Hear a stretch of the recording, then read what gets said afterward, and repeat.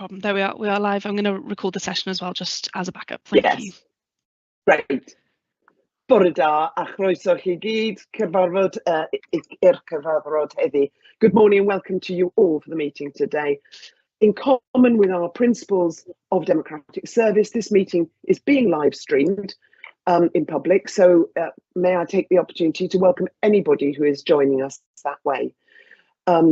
The Operational Review Committee includes a number of authority members, elected members as follows, who are appointed by Pembrokeshire County Council. Councillor Simon Hancock, who I need to thank also for chairing the last meeting so ably. Thank you, Simon. Councillor Claire George, Councillor Michelle Wiggins, Councillor Chris Williams, Councillor Maureen Bowen and Councillor Tim Evans. And for members appointed by the Welsh Government, it's Mrs Sarah Hoss, who's been elected Deputy Chair this year at the last meeting, Mr Gwyn Angell Jones, and myself, Dr Rosie Plummer, elected at the last meeting to chair the committee this year. We're also joined by our wondrous supporting cast of officers, some of whom are presenting reports with us today, and we know that Chief Exec Ted Gwyn-Jones has said he hopes to be meeting us shortly. We've got the Director of Placemaking and Decarbonisation, Sarah Morris. We've got the Director of Nature and Tourism, James Parkin. And as I've said before, I'm never sure that nature is directable, but he clearly gives that a stab. And then a range of officers who will be introduced as they provide their papers, I think. We've also got Georgia Jones on playing the keyboard as our Democratic Services team able assistant, keeping us on tracks. Thank you. This meeting agenda, in line with our discussions previously, has particular emphasis in the theme of one of our 4 strategic wellbeing objectives as set out in our corporate resources plan, the C's being the conservation, climate, connection and communities. And in this case, we're going conservation emphasis. As ever, we've got some brilliant reports, thank you, to consider today. And depending on progress, we'll aim to take a short comfort break at some point during the proceedings. You know, it's important for everybody, but in particular for the Secretariat, who are hard at the keys. Thank you. Now, if we're Adine Barod, are we ready to kick off? I see and hear no dissent, so let's get cracking with that. Thank you. Georgia, have we any apologies, please? Thank you, Chair. We have had an apology from Councillor Michelle Wiggins, and that's all as of yet. Thank you. Thank you. And coming on, Maureen, good morning, Maureen. And moving on now to disclosures, I'm going to kick off with mine, simply for the record, personal, not prejudicial. I'm an NRW board member. I chair its Protected Areas Committee, and obviously NRW has a range of nature-related grants and interfaces with PCMPA. Any other declarations? Claire?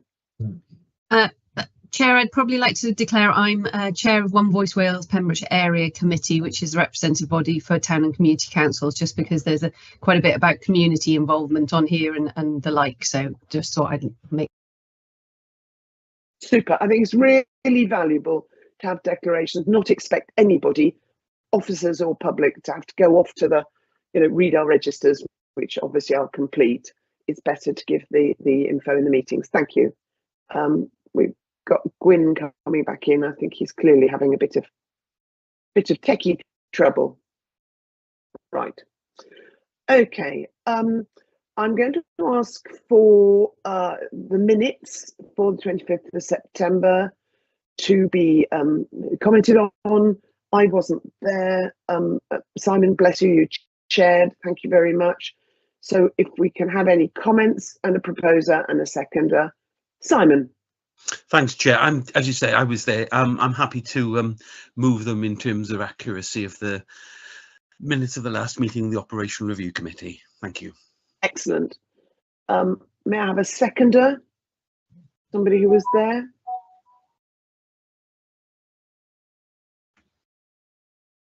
Claire, I think you might have been there. I can't remember. Maureen? I wasn't there, I'm afraid. Okay. Maureen? Yep, brilliant. You're happy to second that then? Thank you. Yes, I like a manual hand. Sometimes it's better than the electronic version. Thank you very much. So can we just, sorry, Simon. I beg your pardon. This is just for Georgia. I just had a message from Tim saying he's trying to join the meeting. He's pressing the link, but nothing's happening. So could somebody please resend him the link for today's meeting?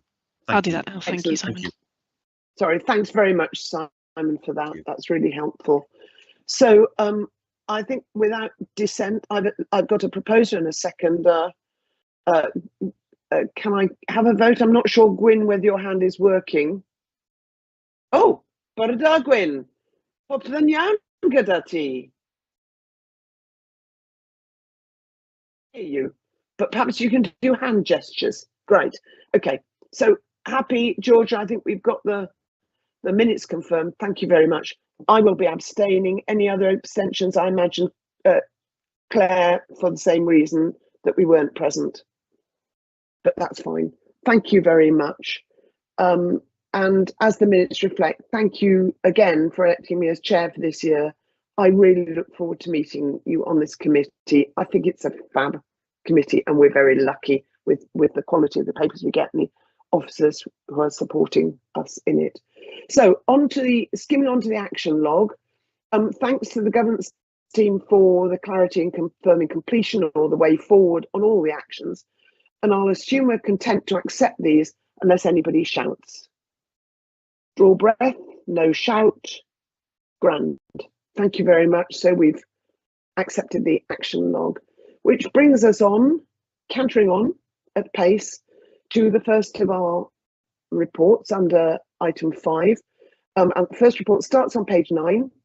It's paper 1124, Wellbeing Objective, Deep Dive Self-Assessment on Conservation, which provides us with a deep dive on the objectives of conservation. And I'm not quite sure who's going to lead it. Michelle, maybe, or James, or throw us in.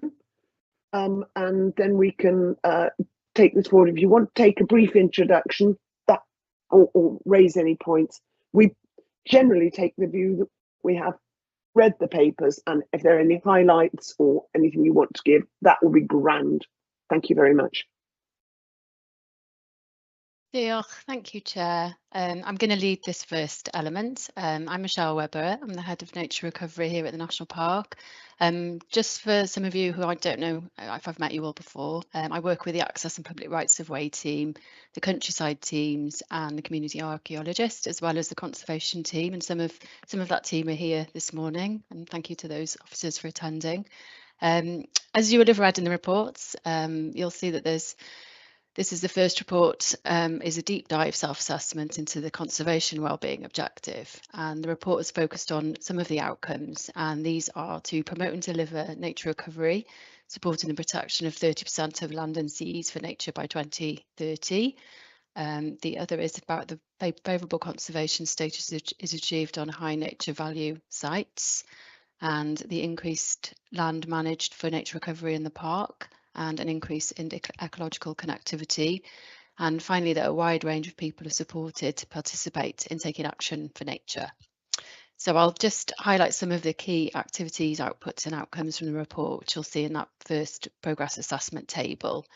There's been a significant contribution towards nature recovery via land management schemes this past year.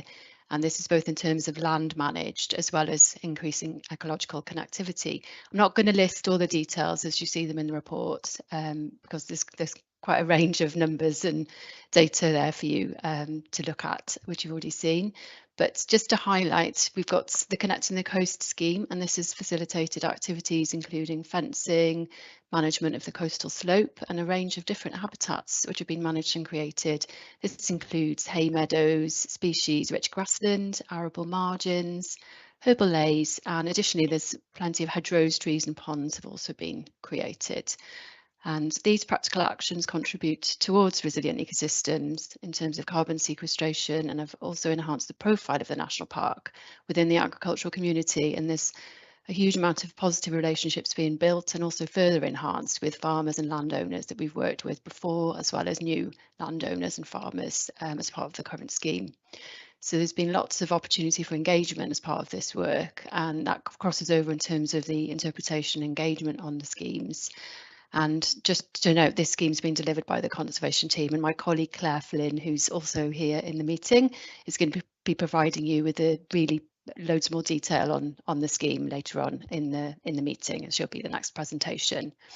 So one of the other schemes is conserving the park. So this is facilitated support again for landowners and farmers, but looking at targeted work for specific species, including the yellowhammer and marsh fritillary, and also with specific habitats, for example, peatlands, grassland and heathland. And you'll see from the numbers, the impacts are quite significant. We've had, over 5,400 hectares of land managed for nature. This includes new areas of peatland and supporting our goal to work at a landscape scale, which is, one of our aspirations. We've also had increased engagement, and this has involved learning about the park as well, and this is through various projects and different campaigns which are detailed in that self-assessment report. And one of the other areas is some new volunteers have been trained to undertake ecological monitoring, and this has happened at woodland sites, and this is also across the board for species such as chough, bat, dormouse, harvester mouse and marsh fritillary as well. Further invasive non-native species continue to be targeted across the national park. This is with the support of volunteers and contractors. And this work has increased the area being monitored and maintenance carried out to eradicate invasive species. And it also provides opportunities for volunteers. So Pathways supported volunteers have been involved in this project, including corporate volunteers from local businesses and industry as well. And this contributes towards our nature recovery goals, but perhaps, noteworthy is to say that it contributes towards health, well-being and learning goals for the national park as well. So it's a really, really important project, that one. The next one I was just going to very briefly summarise was around the traditional boundaries scheme. And this has been a competitive land management grant for farmers and landowners, with many, many, many metres of traditional boundaries restored. Hedgerows have been laid and new hedgerows have been planted, and there's a great number of protective fencing installed to enhance those habitats as well. And the impact of these actions, as well as contribution towards habitat connectivity, these include increasing tree cover within the landscape, appropriate tree cover, it's fair to say there as well. And another impact is on the historical and landscape features. So we've got those traditional boundaries being restored, which is really critical. But further, we've also got carbon sequestration happening as part of that scheme, with the trees and hedgerows being planted. Lots and lots more detail is provided in the fantastic case studies which the team have provided. You'll see those in the report. There's quite a few there this time, just to demonstrate the breadth of work, really. And these really do bring this conservation progress assessment to life. The table's quite dry, really, with the numbers, but as important as they are, it's those practical illustrations of the range of activities and outcomes. There's two case. I just managed to put myself on mute, sorry everyone. There's two case studies there, just highlighting some of the Conserving the Park schemes, and one of those is at Brandybrook in Roach and the other in the Nevern Valley, and I'm sure you'll agree that there's some really lovely photos in terms of the impact that those projects have made. And there's also some detailed examples around the traditional boundary scheme, and again some key actions from the invasive non-native species project. One of the final case studies there, which the community archaeologist also sits within nature recovery, and obviously there's huge opportunities for nature recovery as part of that work area. And so that case study just shows how we've safeguarded scheduled monuments, but that's had multiple benefits for nature, including removal of non-native species, but also providing further volunteering opportunities, and again contributing towards that health and wellbeing agenda. Okay, so just talk very briefly about some of the challenges and opportunities which are faced. I mean, these are broadly similar that you would have heard from the other areas around connection and climate. it's similar across the board. The continuity of funding is key to the success for our delivery of nature recovery. The team working with and supported by other key departments within the organisation work tirelessly, including with the fundraising team, and they're really practiced at seeking and securing funding for continuing this work. And it's just keeping this momentum going. But the short-term nature of the funding, it can be challenging, as we all know. Nature doesn't really work on funding timeframes, and so getting that continuity of work is really challenging. But there are lots of opportunities out there, and work ongoing now in the future is to look at those longer-term options for delivering that work and to ensure that this work is continued to be delivered. The other area I was just going to mention was around partnerships, because we're extremely lucky here in Pembrokeshire. There's a huge range of partnerships that have been built up over many years, delivering and supporting nature recovery. And it's really important to maintain and grow and deepen these partnerships. This will be a priority for us. I don't know if we can grow them anymore, but there's always opportunity to improve these relationships. And in terms of seeking out, maybe building on relationships with our colleagues at Natural Resources Wales, which we already have. Obviously, there are some challenges faced by Natural Resources Wales, and we want to ensure that we continue to work with these partners because they're key and they're critical to delivery for nature recovery for us.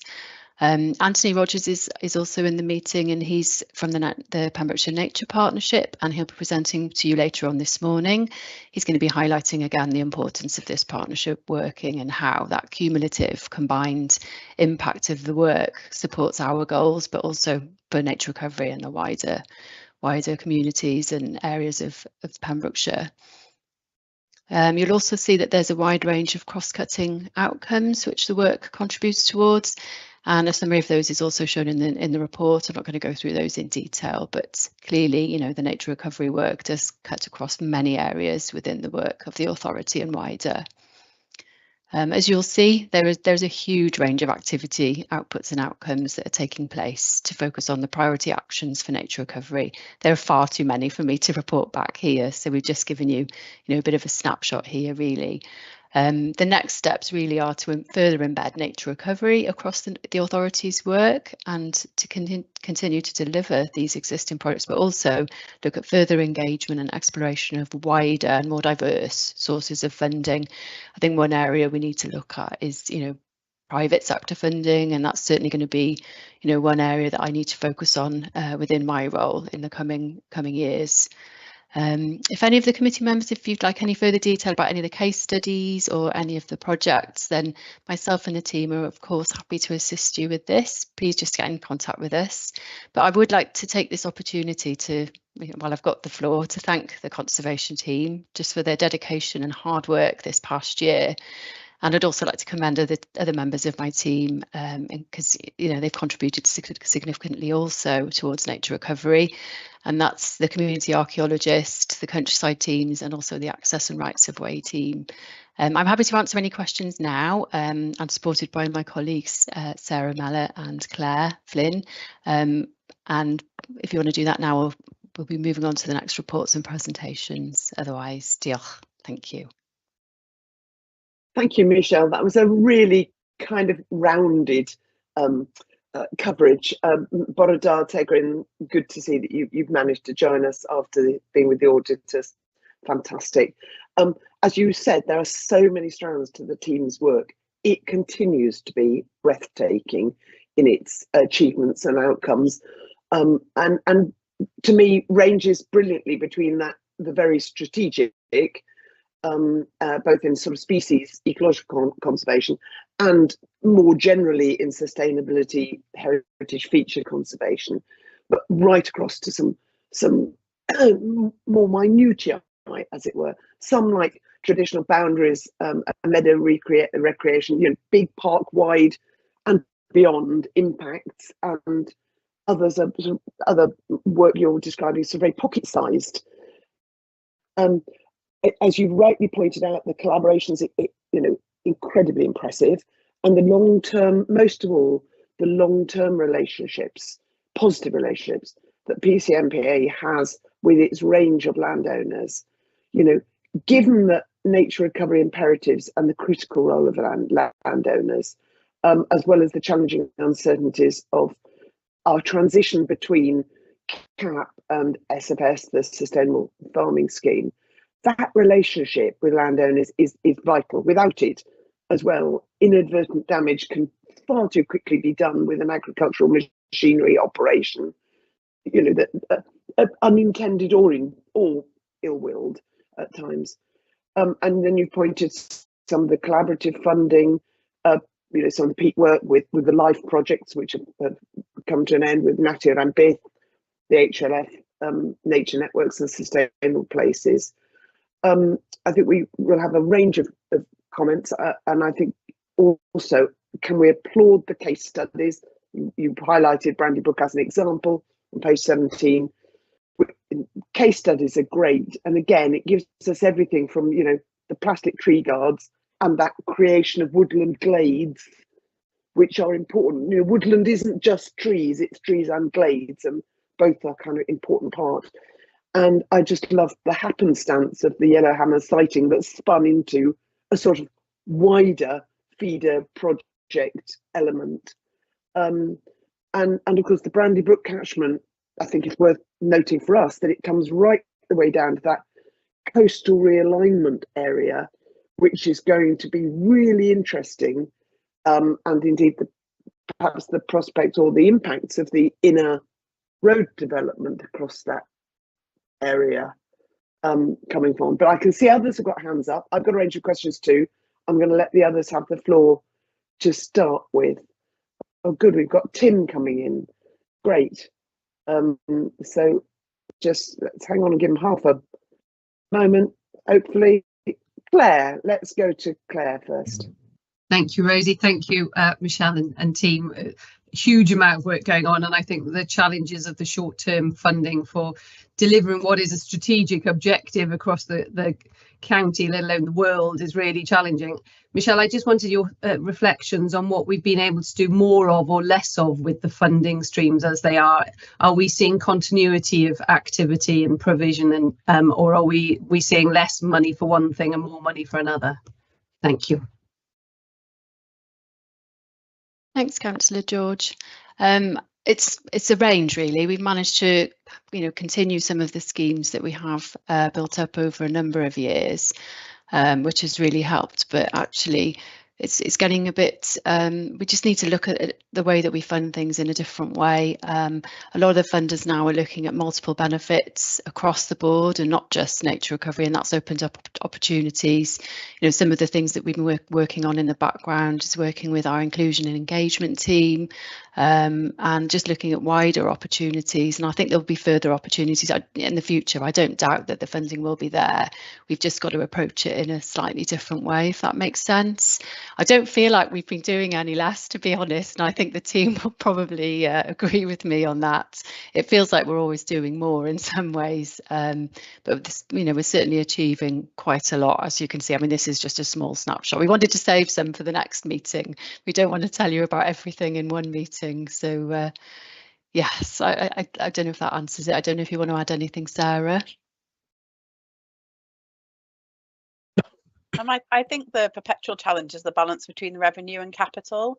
So I think what we've got is a lot of initiatives that we can kind of funnel the short-term funding into that are already set up and running, which is really, really great. But staffing that is always a challenge. And as Claire will describe shortly, it's that balance between the kind of management agreements to get farmers, you know, to actually create habitats.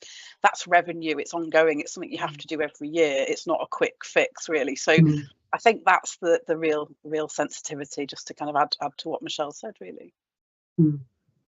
Thank you. And for that, Sarah, I was just going to say, of course, the benefit, one of the benefits you hope you're developing with your landowner agreements, which I agree, you know, revenue funding, are that you're changing attitudes, behaviours and habits and spinning those out, perhaps neighbours looking over fences. Sorry, Michelle, did you want to come back?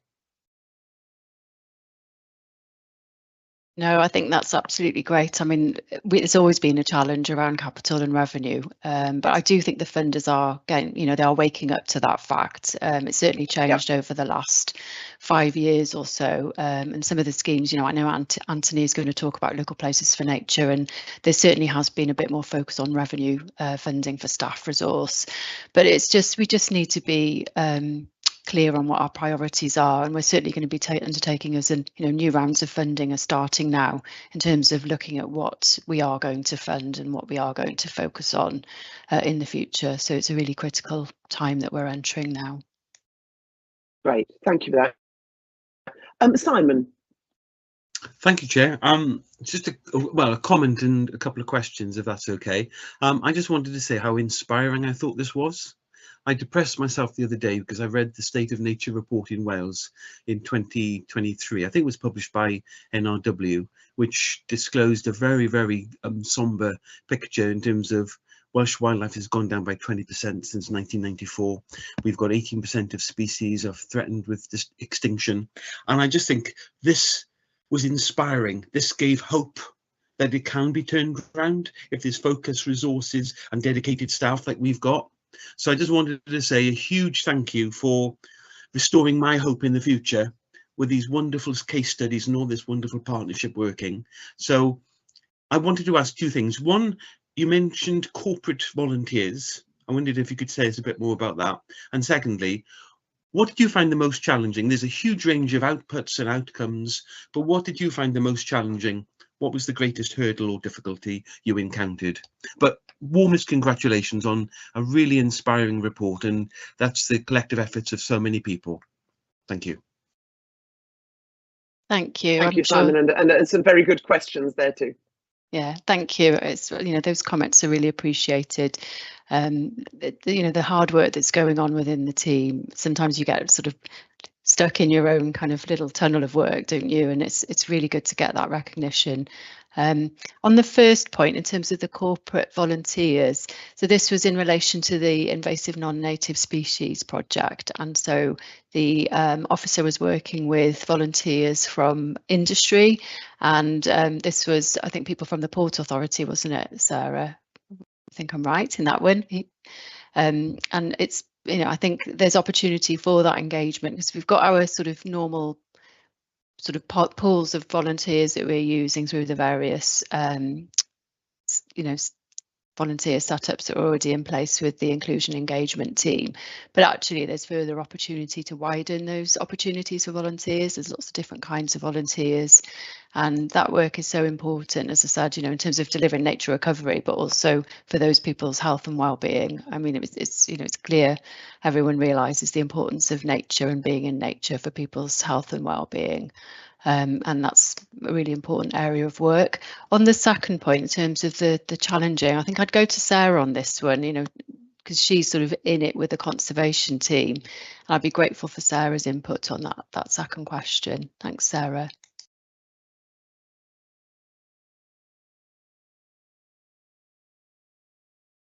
You're on mute, Sarah. Yeah, sorry, Sarah, you're on mute. Sorry. Yeah, I think with the Sustainable Landscape, Sustainable Places money, I think Welsh Government's intention was to increase our ambition and to kind of upscale what we were doing. And that is exactly what has happened. So the Connecting the Coast is many, many times in excess of what we've delivered before in terms of the land management programme. And also the Farm Conservation Liaison Officer has delivered, for example, the Greening Ag programme, which you've probably heard about through Decarb. And again, that is a significant scaling up. And I think there have been some challenges around that, in that it's kind of, you've got to kind of redesign your admin systems and how you actually kind of distribute that grant. And, so it's really quite a different way of working. And I think the challenge going forward will be, how do we keep that reach and how do we manage that legacy? As a result of Connecting the Coast, we've now got a lot of management agreements which we're now funding beyond the capital spend programme. So I think that main challenge, which I think we've risen to be honest, has been just the sheer scaling up of what we've been doing, and it's blasted through all our admin procedures and everything, and in some ways we're now fit for the future. We can actually deliver things at that scale now, so which is great. But how do we maintain this now, this reach that we've reported all these hectares, but it's kind of running to stand still in a way. So I think that's going to be our biggest challenge, is maintaining that reach going forward as well, and managing to fund that. But that's just my reflection. I'm sure the team would pick up on lots of different aspects of it. Thank you. I think that's a really interesting one, and I think I love the way you say, you know, for admin processes, you actually now had to get fit for purpose in some areas, and that's a really interesting aspect for us as authority members to be aware of, and to note how important that underpinning mechanics is for our delivery. It's also, as you say, the challenge going forward. I'm interested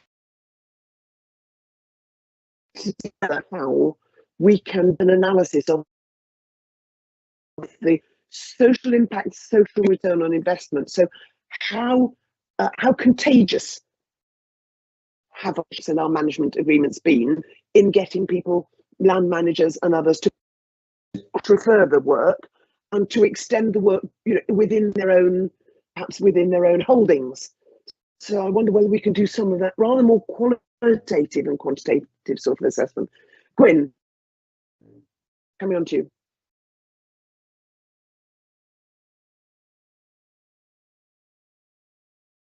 Either you're on mute or we can't hear you. Try again.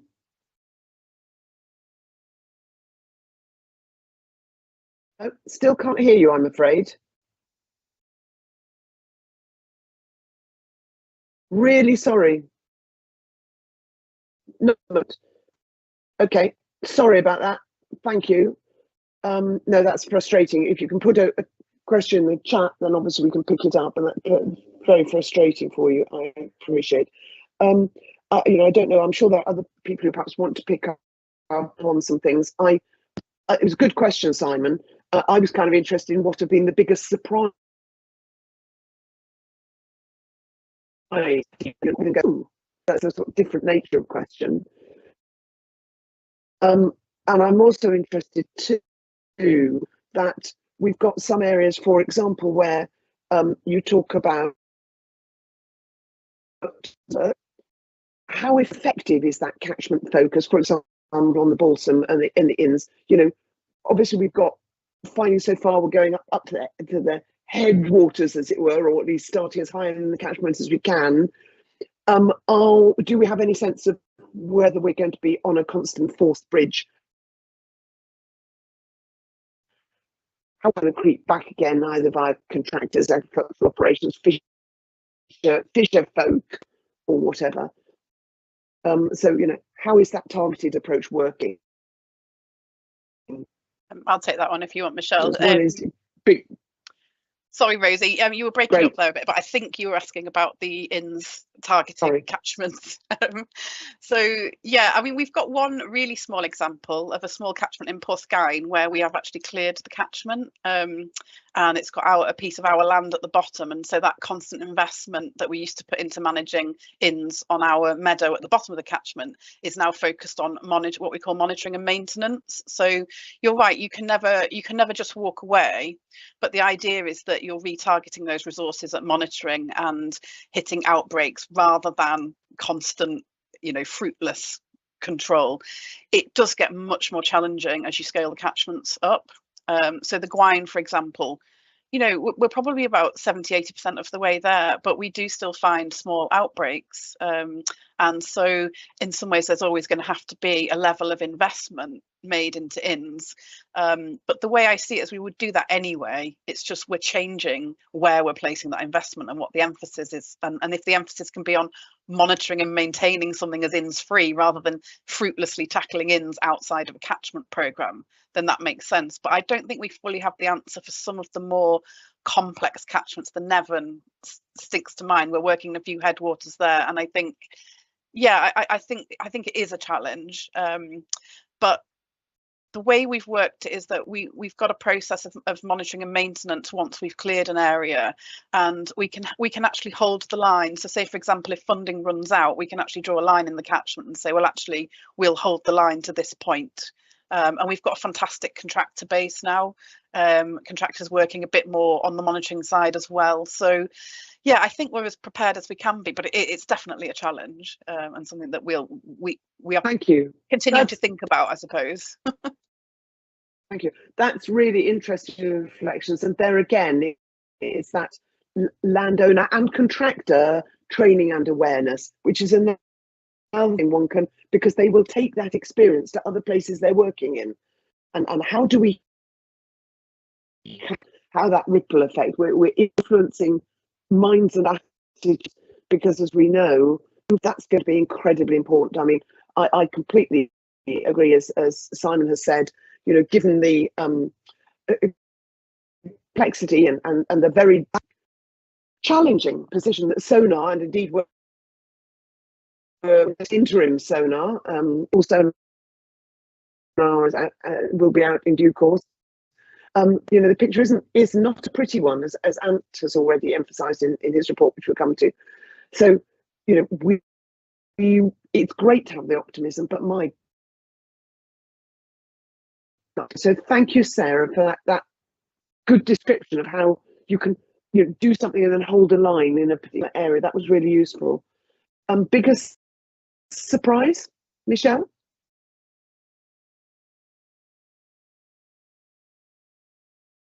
I don't know, that's actually quite a difficult question. I'd say that I'm not really surprised by some of the aspects. I'm continually surprised and buoyed by the perseverance and the dedication of the teams. I think one of the outcomes that I went out on a site visit with Claire earlier in the year, and this really sticks in my mind. That's sort of like on the coal face, talking to landowners. And I remember coming away from the meeting feeling really quite excited. The start of the meeting perhaps wasn't exactly how we thought, Claire, was it? But as the meeting went on, I'm not going to name any names, obviously, here, but it's such a key area, building these relationships. And you're going, the team are going into people's kitchens in their farmhouses. They don't know what they're walking into. We're reaching out to different types of landowners, different farmers, and there's certainly people are being more open, I think, that perhaps than they were previously, and that was really interesting. And I'm really grateful for Claire in allowing me to come along to that site visit, and it was great to see that there's such a opportunity for growth here. And I think one of the other aspects, you're saying about the sort of qualitative aspects of measuring this, and I think landowners do talk to each other, and the news about these schemes is getting out there, and it's making those small steps and just seeing the incremental growth of the schemes. And it would be absolutely wonderful if we can continue to deliver these schemes, because they're making such a huge impact. I think, I don't know, that's a bit of a random answer, I think, but from my experience of working with the team, that's something that really stood out for me. That's grand. And obviously we all know that the impact of SFS, the Sustainable Farming Scheme, when that comes in, is going to be absolutely, well, it's generational. But I think that subtle changing of minds and taking people with you in terms of landowners, being able to watch the leaders, those who do it well. But a huge tribute to the team, because maintaining some of those, establishing them, is really tricky. We've worked incredibly hard to maintain that respectful, trusting relationship, and I think we thank you all for that. Then as you plopped into them, the green finance. So let's come back to that one, because that's another interesting one, I think. But if we kind of covered the areas that I think we want to give that report some kicking of the tires and scrutiny. I know it was only that shot, in a sense, makes it even more impressive to keep us stuffed, to keep us our engine of scrutiny fed as time goes on. But heartfelt thanks to all the PCAMK team and our collaborating partners and landowners, our project delivery partners, our funders, our volunteers, our communities. It's together we can make the difference to nature, but keep on making that difference. There is a long way to go. So thank you very much for that. And it leads us very neatly on to the connections, as it were, of connecting the coast. So that this on page 35, or the report starts on page 35, our papers, it's report 1224, which is provide members with a review of connecting the coastland management scheme, how that's enabling nature recovery and collaboration with landowners in the coastal zone of the national park. Claire Flynn, our conservation officer, I think supported by probably conservation team leader, will be taking us into that. Thank you very much. We as a committee are wanting to receive, comment on the report, and of course it's another incredibly excellent paper reporting on impressive work, clear material outcomes. Thanks, Claire.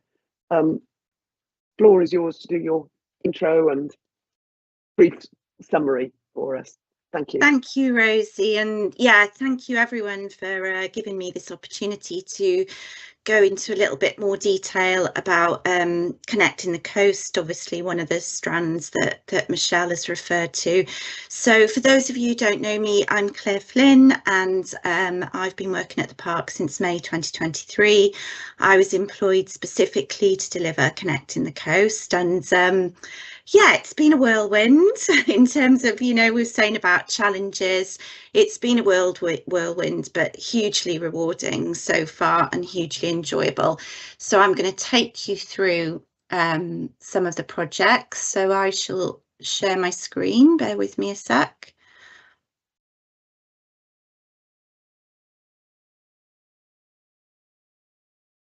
Right. Let's turn it to slideshow. Hold on a sec.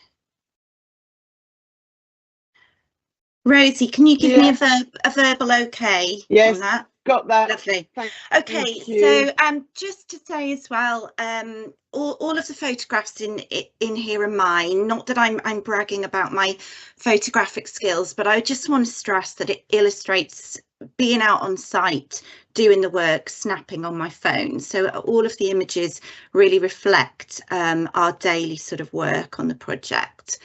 So yeah, so Connecting the Coast, land management scheme delivered by the conservation team, funded by obviously Sustainable Landscape, Sustainable Places Fund, running from 2023 until March next year.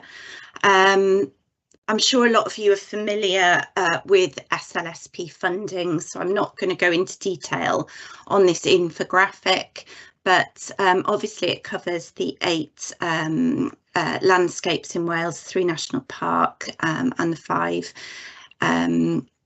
other protected landscapes, and covering those 4 key elements of conservation, decarbonisation, biodiversity, resilient communities and sustainable tourism. So within Pembrokeshire Coast National Park specifically, the SLSP funding supported the Wild Coast project, and Connecting the Coast sits as the biodiversity aspect of Wild Coast. So obviously we are just pulling that bit out. It is very much focused about species and habitat connectivity and resilience, hence the title, Connecting the Coast, and Habitat and Creation and Management. So that's a little bit of the context and the funding and where it sits. Pembrokeshire Coast National Park. I have to say I did originally write this presentation for the Wales Pollinator Task Force. So obviously all of us on this meeting today are very familiar with what makes Pembrokeshire Coast National Park special, but just setting the scene. This is very much a coastal conservation project, and obviously our coastal ecosystems and species are facing some major threats as we move forward in the coming years. So Connecting the Coast sits very much along the coastal strip of the national park. So obviously the map on the right there shows the national park north, west and southern areas, which have been covered by my fantastic colleagues Mary and Julie for many years, delivering Conserving the Park and various other conservation and land management schemes. But Conserving the Park really underpins what we're doing with Connecting the Coast. Connecting the Coast was designed to cover the land right through the northwest and southern areas within half a mile from the mean high water mark. So it is very, very much looking at those coastal habitats and species. And as Sarah mentioned that, sorry, interruption, working from home there. So the ambition very much through the funding and the team was to reach beyond perhaps some of the things we'd delivered before, and to really work within the farmed landscape. And I remember coming into the job and into the project, and we wondered how many sort of commercial farms would respond to the sort of project, and I'll fill you in a bit more about that in a moment, because we were quite overwhelmed really by how that has taken off. So in a nutshell then, modelled as a national park-led agri-environment scheme with office support for landowners and flexibility in that relationship at the core of what we wanted to deliver. So our funded options, and this picks up on some of the comments made earlier about types of funding. Our funded options fell into two categories: capital options, which, you know, as we've already touched upon, can fund some of the key conservation deliverables. Fencing, really key, but we also were offering herbal ley seeds and herbal ley mixes, various seed mixes to farmers. Pond creation, scrub management, really important in east coastal habitats. Tree planting in various contexts, and as well touching on what Arwell's been delivering, also sort of in addition to the traditional boundary scheme, traditional bank, stone wall and hedge restoration. So that's a sample of some of our capital offerings, although we were open to ideas from landowners as well, and which came under our title of special projects. But key to this, and I feel really strongly after delivering this project over the last 2 years, that the management agreements in terms of nature recovery at scale are so important, and also important in terms of change in landowner perception and behaviour going forward. But our key habitats were hay meadows, flower-rich permanent pasture, obviously coastal slope and coastal heath, and arable came into it, and that's been quite an interesting aspect of the project. And then a corners and buffers was a catch-all for perhaps little odd bits of land here and there where we could perhaps capture and improve the management. So those are the two key funding streams, and we basically we put out in July, I think it was, no, June 2023, it was June. We just had a 6-week window where we advertised the scheme through press releases and social media, and good old leaflet drops as well with feet on the ground. So that was quite useful for a lot of our landowners. And we received 70 inquiries. We only kept the window open for 6 weeks. Some of those weren't in the half-mile catchment area for the project, or didn't come back to us or whatever, but in the end 45 sites were taken forward to the next stage of the project, and we were absolutely delighted. I remember Sarah saying to me when I started, you know, if we get 5 farms, that'll be brilliant. That'll be brilliant. You know, 5 quite big commercial farms. It ended up that pretty much 3/4 of our sites in the project are commercial farms, and then we have about 1/4 of smaller private landowners. And there are some tourism providers in there as well. So that was really a wonderful response to our publicity.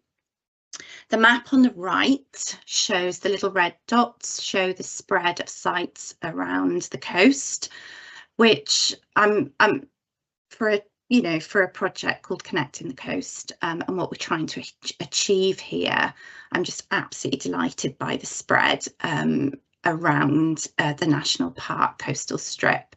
Apart from, we have got a little gap in the north there, but that might be an opportunity for future projects. And we've also, as you can see, got farms going in and along the side of the Cleddau as well. So yeah, really, really pleased with the locations of sites. And in terms of connectivity, 98%, that's all bar one basically, are within or adjacent or within 500 metres of a designated site, primarily SSSI, but also 98%, so all bar one, and the one is Caldy Island, so that's a little bit of an outlier. So all bar one are in Buglife Beelines, which runs around the Pembrokeshire coast, and 35% are within adjacent to or within 500 metres to the Buglife important invertebrate areas. And because this is really primarily, I would say, a grassland project, because it's so close to the coast, the areas that we are influencing are really important for Pembrokeshire's invertebrate population and coastal invertebrates. So that's really, really pleasing that we've managed to sort of work in that connected way to those other sites. So I just, this was a slide I put in at the last minute actually to give you a kind of typical idea of what one of our farms, because they're primarily farms, what they might have taken up. So this is Pencarnan up at St David's, which is actually a huge tourism site, as some of you I'm sure know. The owners don't farm it as such, but it is actually rented. Parts of it are rented to a local farmer, so it's a really mixed site, and this one has SSSI as well. So I dropped this out of my project table. So basically the Pencarnan owner has 3 management agreements as part of Connecting the Coast, one on SSSI Coastal Heath. The numbers at the end are just the numbers that refer to our scheme booklet.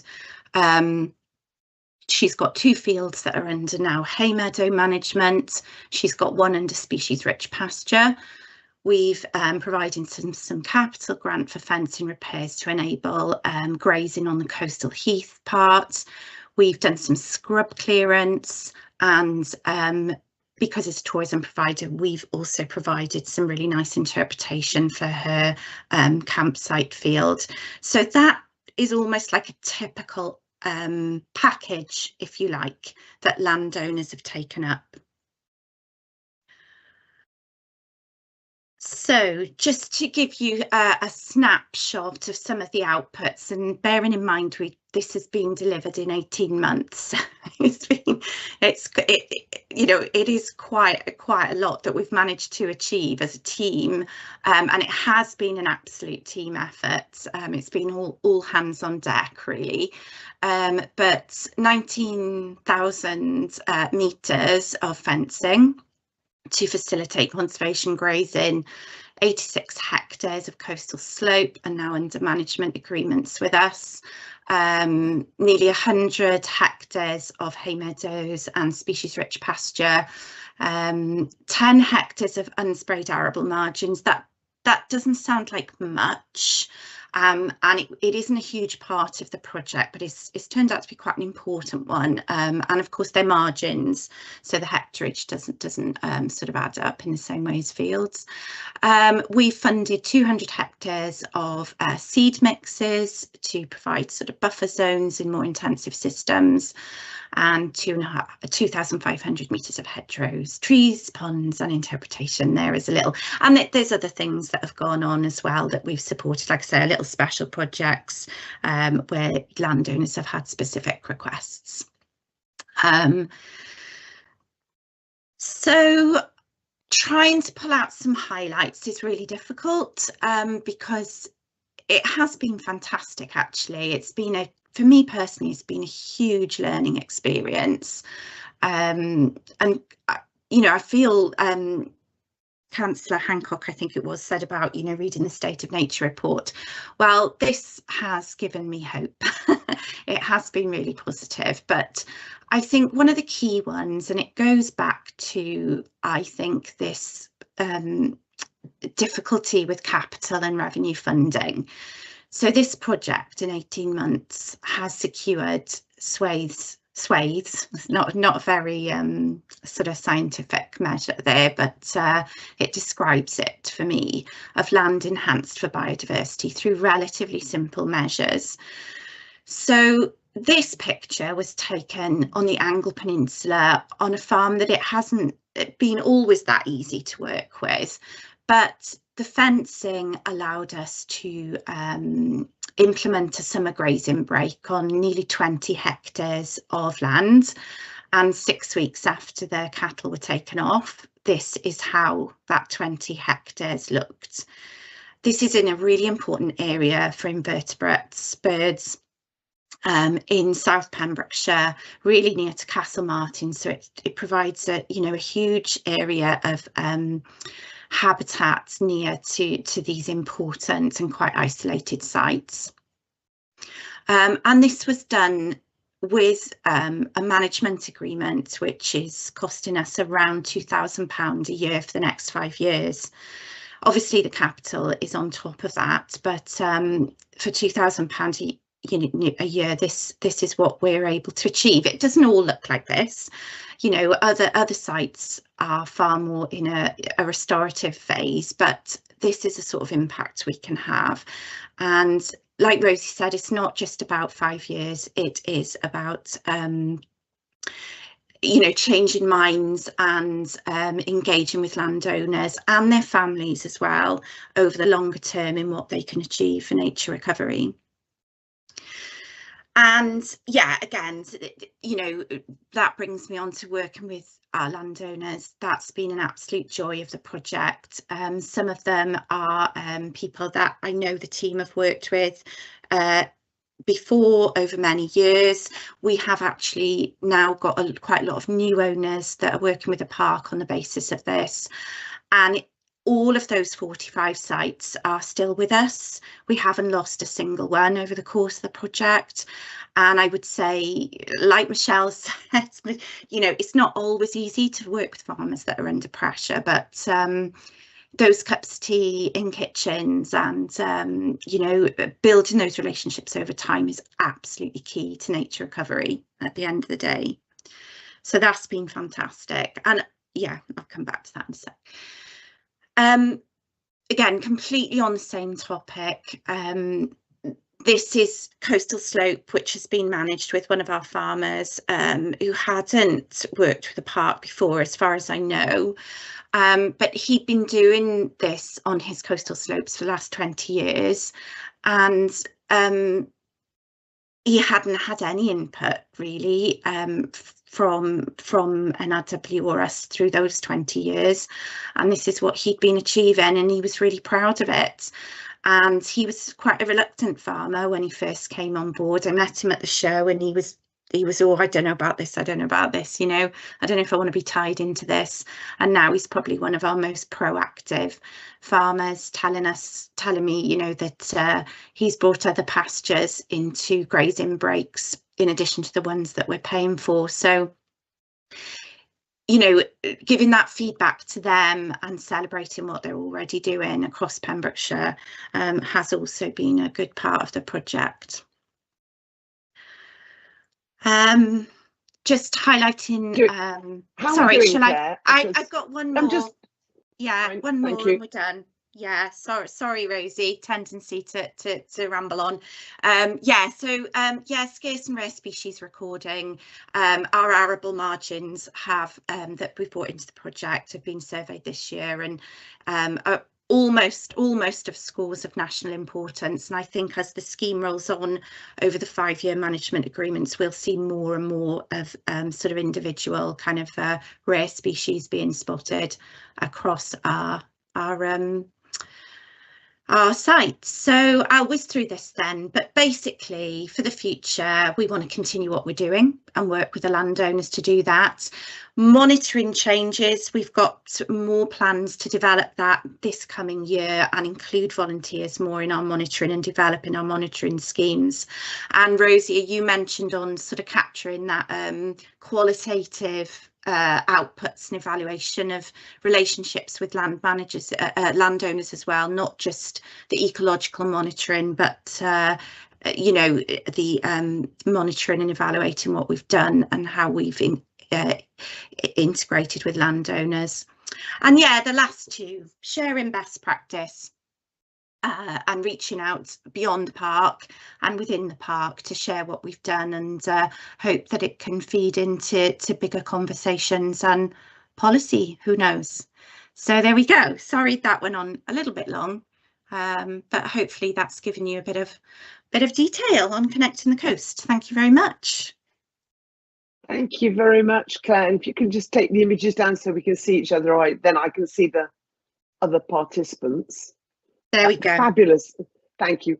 Fabulous images, of course. Great. You know, picture worth 1,000 words every time, no doubt. Clearly, you know, that has really grabbed you and got you moving forwards in your own, as you said, the sort of, gosh, sonar glum onto the sort of where are the opportunities perspectives. And I think for me, it covers some really interesting factors. Not only are our landowners, big and small, as you say, the commercial, how we take them on a journey, how we all go on the journey. Actually, it's not about us taking them, it's how we all go on the journey of learning together.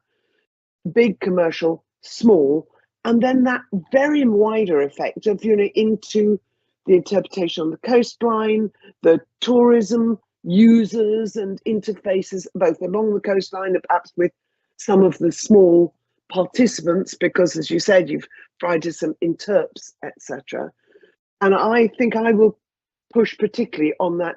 How are we going to best capture that ripple effect of landowners sharing their perspectives, the learning from others, that pebble in the pond, us, the advocacy that can be done from that. And of course you comment, I think it's you who comment in the report somewhere about you know, the potential impact on Welsh language, because again there are some areas of intersect with landowning communities and language of first language choice.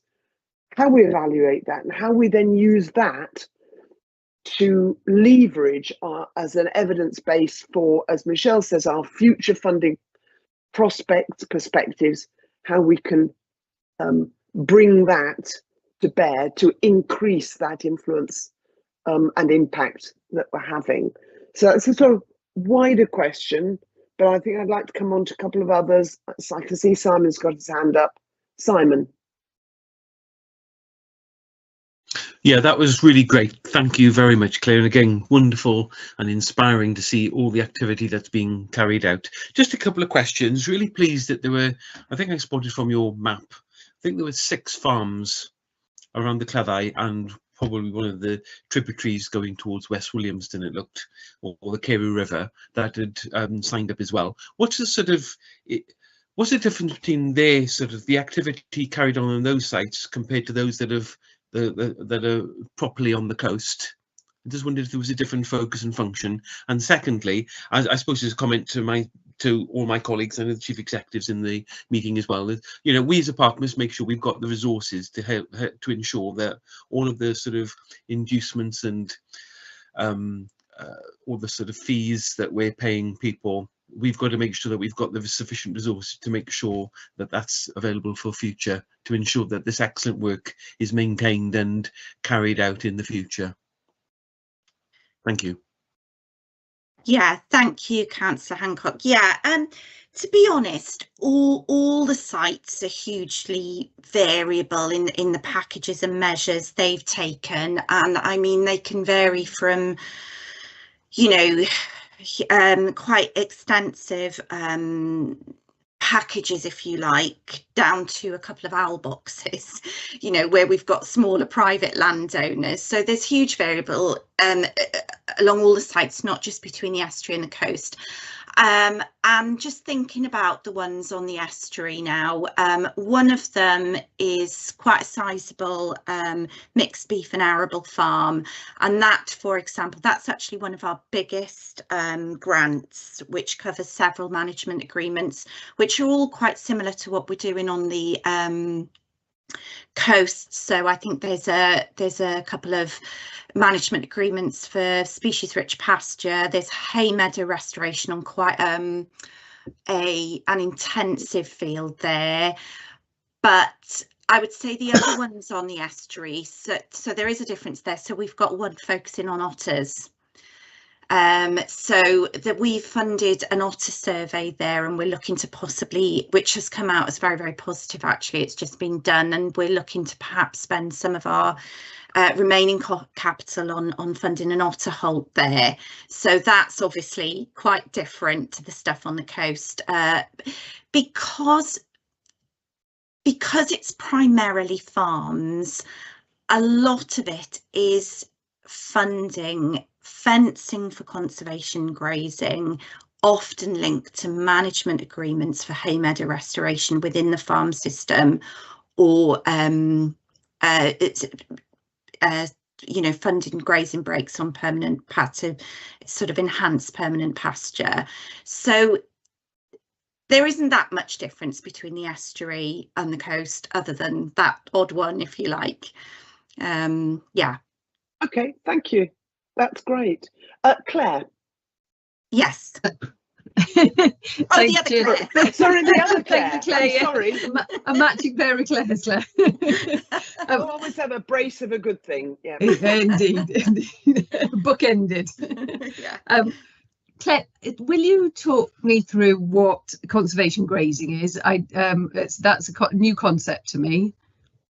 Okay, so well, it was quite new to me not so long ago, so Sarah might want to chip in here, but basically, so for example, it's managing so for a grassland, if you want to maintain a grassland as a habitat, if you like, a grassland, in some ways you're arresting the successional development, the ecological development, because if we didn't graze a grassland, if we didn't cut it, it would go to scrub and eventually to woodland. That would be the natural thing.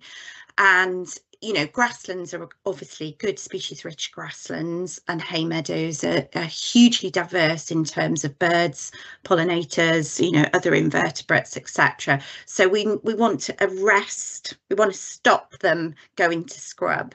So grazing is really important, but if you overgraze it, you're just going to get a lawn basically.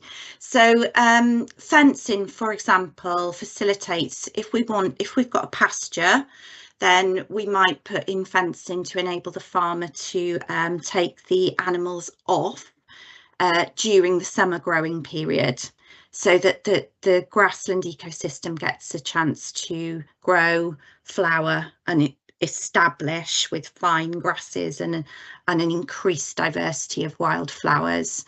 Right. Yeah. Is that okay?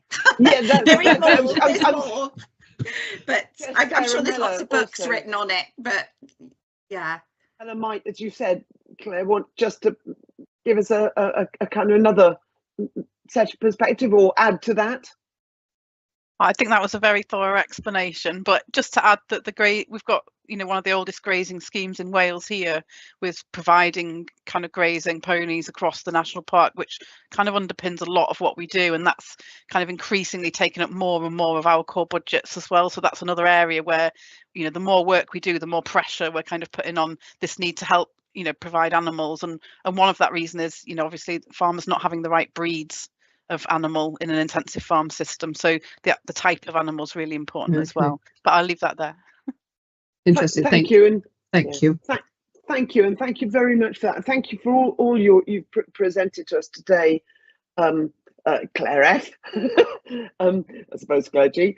And I think the fact that you've got this tremendous flexibility of types of intervention capital that then are supplemented by a sort of a patchwork and perhaps multiple different packages within various management agreements allows that really interesting ability not to treat everything as just one in a one size fits all, because it absolutely doesn't. It's given you as a team that flexibility to adjust everything from, you know, the Otter survey and Holt through to the excluded grazing and the management and the interpretation, etc., that makes that seamless whole. And the fact that you've got this connectivity not only around the coast within the landscape protected area, but that so much of the work is also within 500 meters of specifically designated smaller SSSIs, for example, is doing exactly what we need to do, which is connecting. We absolutely need to connect. It's just the irony to me that so much of it is sort of properly and thankfully time warping backwards from the, you know, the removal of hedges and traditional boundaries and the high nitrogen and graze everything to death, and it's actually restoring what a very few of us, the grayer hair around here, you know, were more familiar with as children. So it's a really positive change, but that's bringing landowners very much on a journey, and indeed the public on a journey, because they've been used to seeing neat green fields.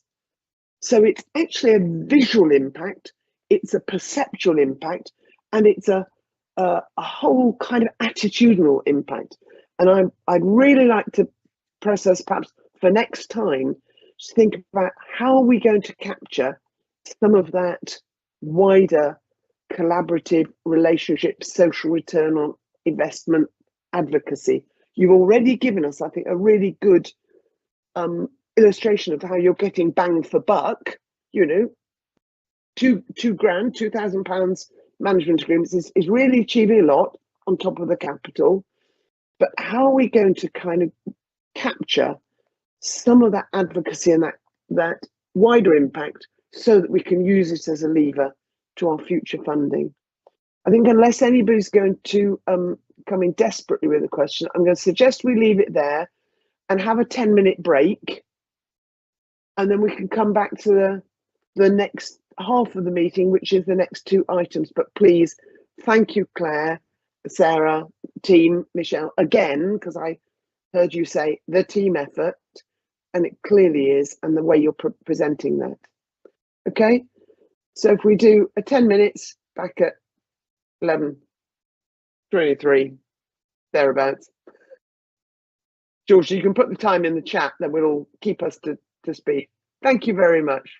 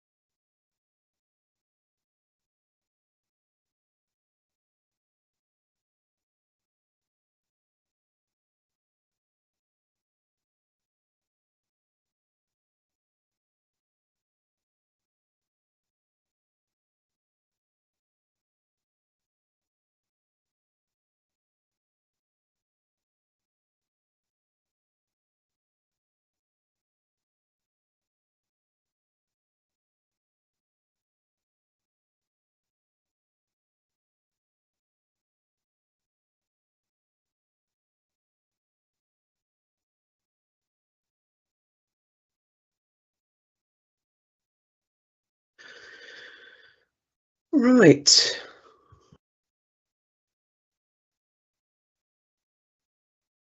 Just a sound check, can you hear me? Yeah, thanks, Georgia. Yeah, brilliant.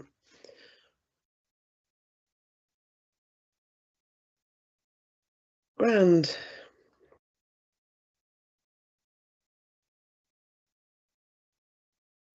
Folk are making their way back. That's excellent. Thank you very much. And then you can restart the recording, please. Or presumably it's, I'm not sure whether you stop it and then. No, it has been going. I just put up a little Word document Yes, to say I that we saw were on a that. break. That's all right. Thank you very much. No Anyway, problem. cross and all, welcome back to the meeting. Hope you've had at least pit break, and very important for the Secretariat, as I said. That brings us on neatly to our item that starts on page 61, item 1324, Pembrokeshire Nature Partnership update with Ant Rogers, and gives us the usual update on the Pembrokeshire Nature Partnership for the 23-24 financial year. Welcome, Ant. It is always a privilege to have you with us and have your reports. Thank you very much. We're to receive and note it. And I would add, scrutinise and comment, but you wouldn't think any less of us, would you? Or wouldn't expect any less of us. And I think you've got several leads to pick up on in terms of your commentary on the state of nature in Wales in general, Councillor Hancock's reflections on sonar and some of the positive moves that we've heard, and then the phenomenal work that you're doing. So fabulous report.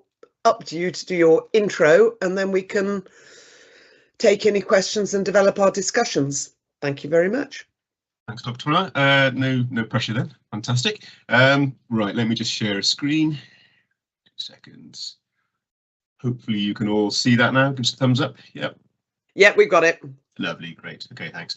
So yeah, this is a report on the activity of the partnership for the 2023-24 financial year. Obviously, we're still delivering for the next financial year after that, just going into Q4 now. So my job is largely looking at putting local action into the bigger kind of national and international context, I suppose. So I want to take just a couple of moments to zoom out a little bit and set the context, the wider context in which all the work that you just heard about is happening. And actually, I really wish that I'd heard those presentations before I wrote mine, because there's quite a few things going on there that I'd love to pick up on. So I'll try and remember them as I go through, because I haven't actually got slides on them, but bear with me. There we are. Right. Okay. So if I can make that advance. There you go. Lovely. I always like to start with this slide. It's just worth really all of us noticing where the biodiversity is in Pembrokeshire. So this is a heat map. Hot colours are where there's biodiversity and cold colours not. And it's more or less, if you know Pembrokeshire, as you'd expect. So you've got the Preseli Hills, the Northwest Pembrokeshire Commons, offshore islands, coastal strip, Castle Martin Peninsula, all looking fairly biodiverse. And the deeper valleys as well in the heartlands there, which are either too wet or too steep to be under the plough. They're all fairly biodiverse. The urban centres less so, as you'd imagine, I suppose. But what I really want you to notice, it's coming back to this theme of connectivity again, the remaining areas of biodiversity are fragmented across the landscape. And that's one of our major challenges, is reconnecting, hence things like connecting the coast, reconnecting those remaining areas of biodiversity. You'll hear headlines, the latest Attenborough programmes last year, I think it was, the UK is one of the world's most nature depleted countries, and that doesn't necessarily chime with what you might think when you look out the window and see a lovely green county like Pembrokeshire. But remembering that a lot of the land, 88% of Wales, is under intensive agriculture, and not all of that's got a lot of biodiversity value. So what we're talking about is these figures here. So it's called the Biodiversity Intactness Index. It's an assessment of how much biodiversity remains in an area compared to what would have been there pre-agricultural and industrial revolutions, basically. And Wales sits at 51% intactness index, and that places Wales 16th from the bottom of the 240 countries that were assessed. So it's not a great story, although we are doing better than England, so that's a bit of good news there. Now 51% biodiversity intactness, when you consider that 90% intactness is the threshold below which ecosystems can't reliably meet society's needs, and we see that happening today. in poor water quality in rivers, for example, increased soil erosion and compaction, soil function.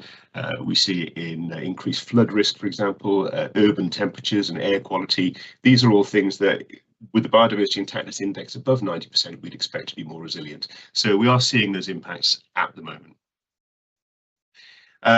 State of Nature report was mentioned by Councillor Hancock. Thank you for that. So yeah, the 18% of Welsh species at risk of extinction, that's a very large number. It really is. And don't forget, this is at 51% intactness. So that's not 18% of Welsh species that should be here. It's 18% of the remaining species when we're already on 51% of intactness. It's not a great picture. 20% average decline.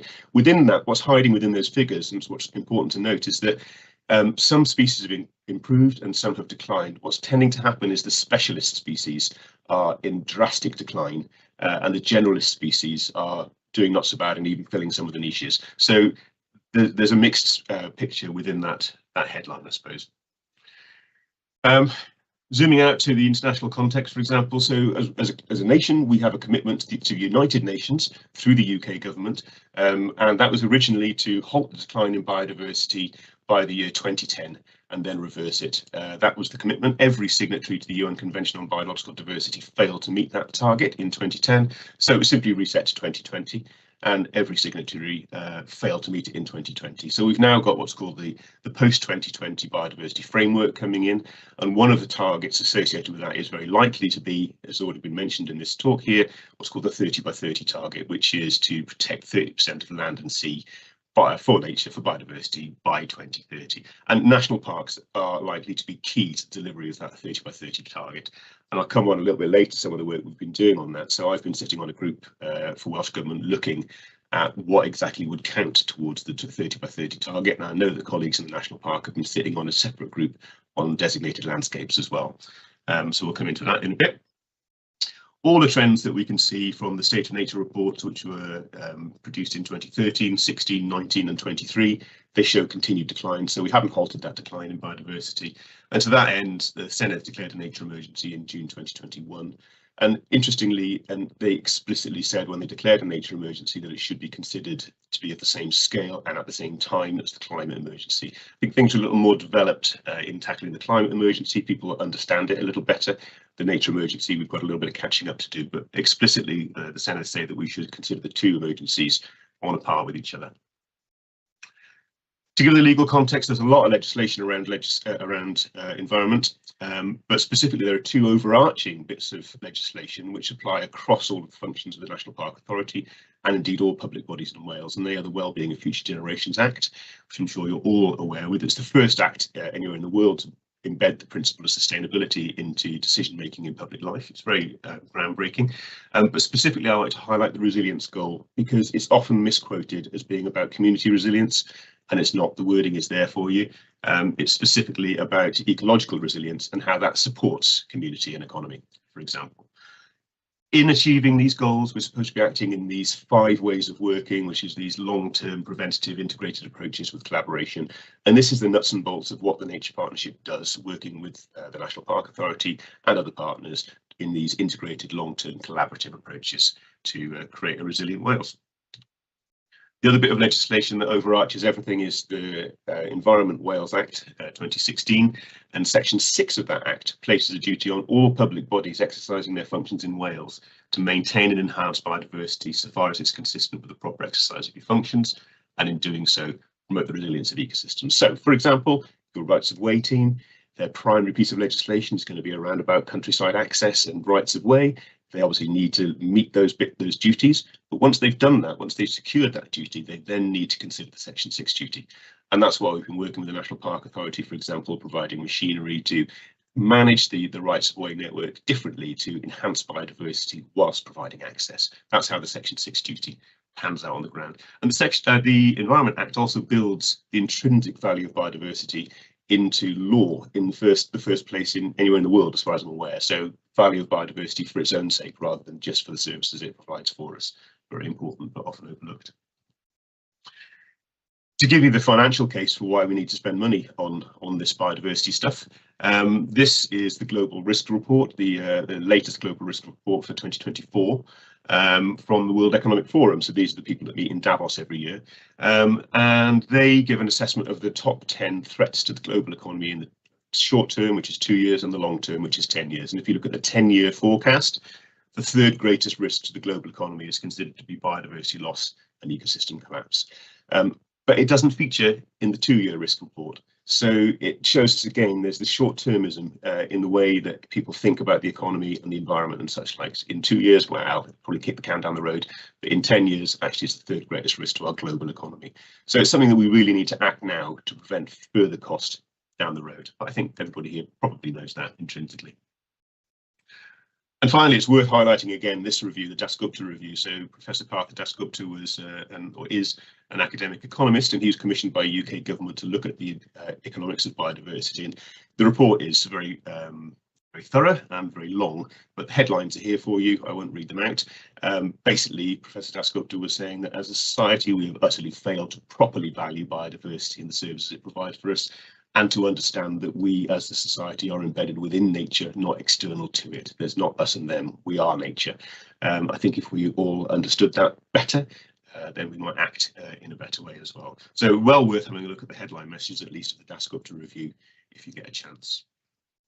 It gives you the rationale for spending public money, basically. Right, so coming on to the Nature Partnership then, who are we and what do we do? So the Nature Partnership's been functioning continuously for the last 24 years. The National Park were in there right at the very beginning and still are. These are the partners at the moment. You'll see that there's the ones you'd expect, the statutory organisations, NRW, local authorities, for example. There's the environmental charities that you'd expect, like the Wildlife Trust, National Trust.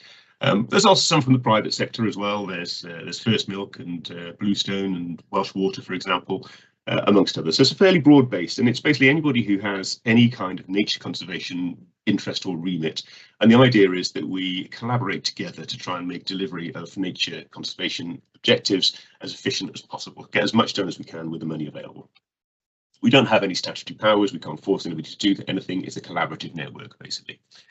So our mission statement is to coordinate, promote and record existing and new actions to conserve, promote and enhance nature in the county of Pembrokeshire. So how do we do that? Well, we've published a Nature Recovery Action Plan, which you can find on the website. That was published in 2018, and everything that we do, including everything that you were just told about in the previous presentations, aligns with the Nature Recovery Action Plan. They've got 6 objectives and several sub-action themes within that, and somewhere along the line, all of the actions you've heard about today will align with the objectives of this Nature Recovery Action Plan. And then we also input into policy development as well. And you can see this is what I do personally. So for the year that we're talking about, 23-24, excuse me, phone call coming in. These are the groups that I input into regularly, and you'll see they range from the local national park and county council policy groups through to the regional kind of public service boards and West Wales Nutrient Management Board, NRW area statements, and up to the national, looking at Welsh Government Action Plan for Pollinators Task Force, for example. And I'd like to particularly highlight the deep dive other effective conservation measures, or OECM, and nature recovery exemplar areas, NREA working groups. So these are those 30 by 30 targets, the biodiversity deep dive, and looking at what exactly will count. Originally, Welsh Government was sort of saying, well, you know, if you count up all the protected areas and you include all the AONBs and the national parks, we're already doing 30%. But really, when only about 2% of the National Park Authority is under the control of the National Park Authority, is it reasonable to count that as an area protected for nature? And that's what the discussion was about.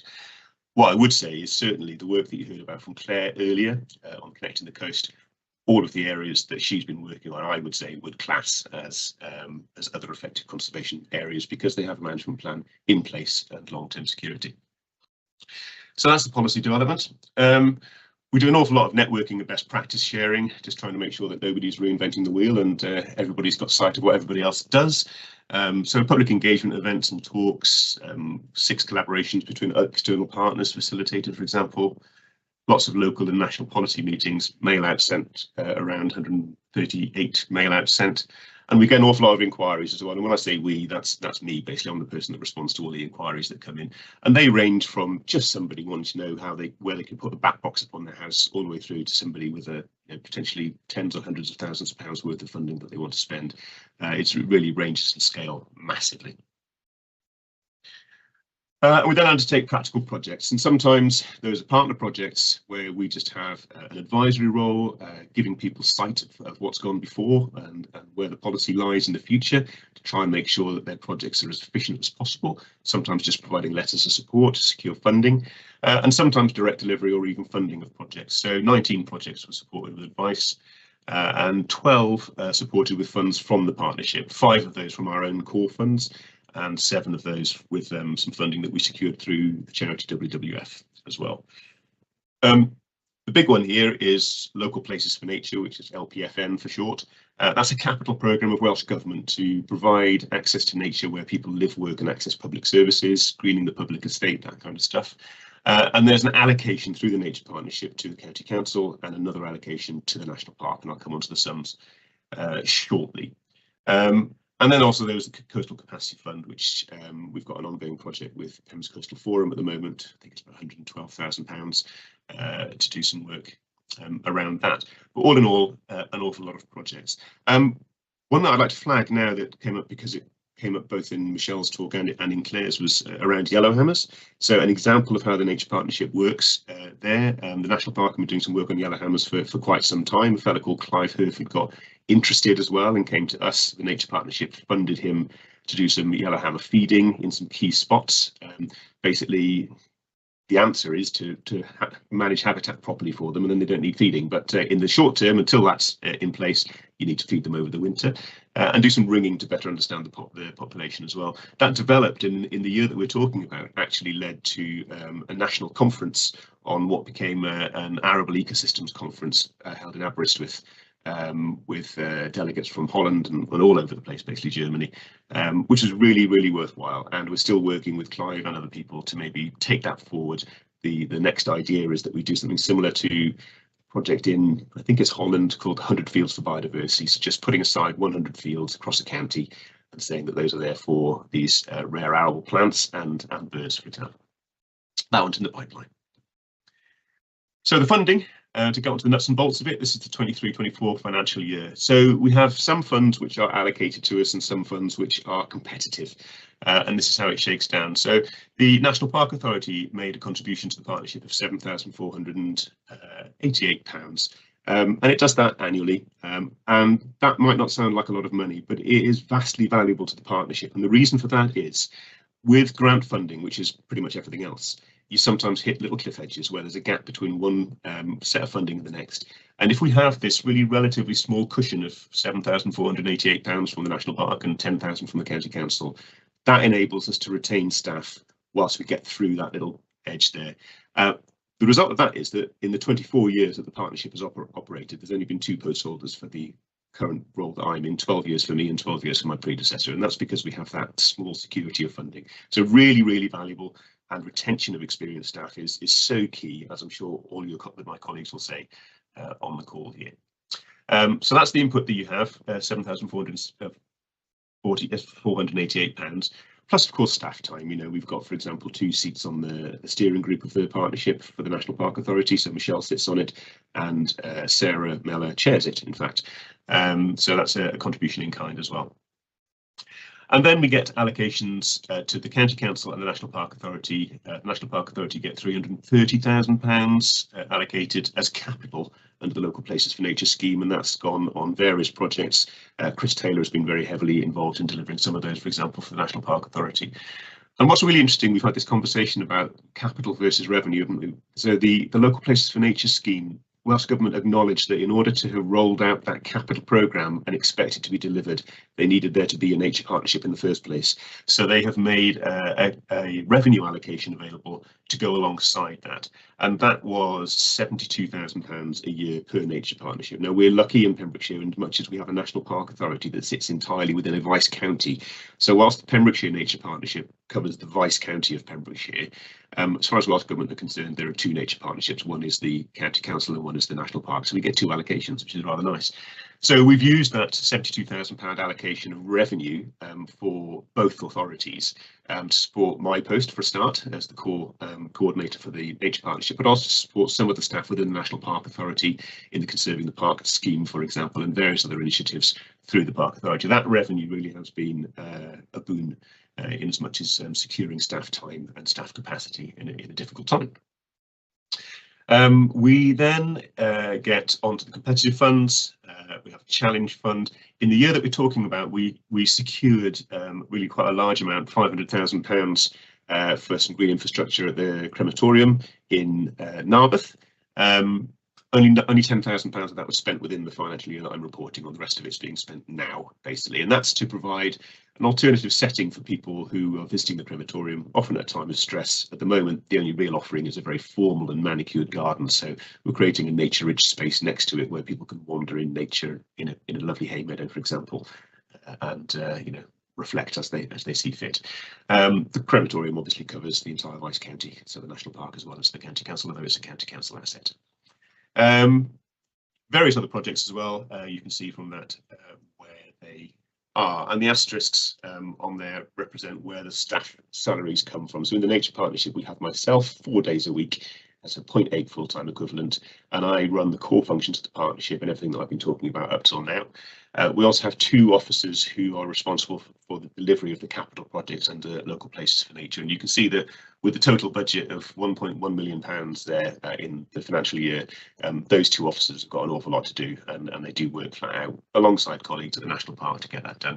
And our track record in securing additional funding through these competitive funds and then delivering on time and to budget is really unparalleled, I would say. So fair play to them. So just to finish off with a few examples of some of the work that we've been doing. I know I told you about this one last time, but I'm going to say it again because it's our flagship tree planting programme, and it's a lovely one. So it's a county farm, it's on the county council's farm estate, and the property section have enabled us to have this area of land where we are planting trees. And we're planting a tree for every child born or adopted to a Pembrokeshire family every year, so it's about 1,300 trees a year.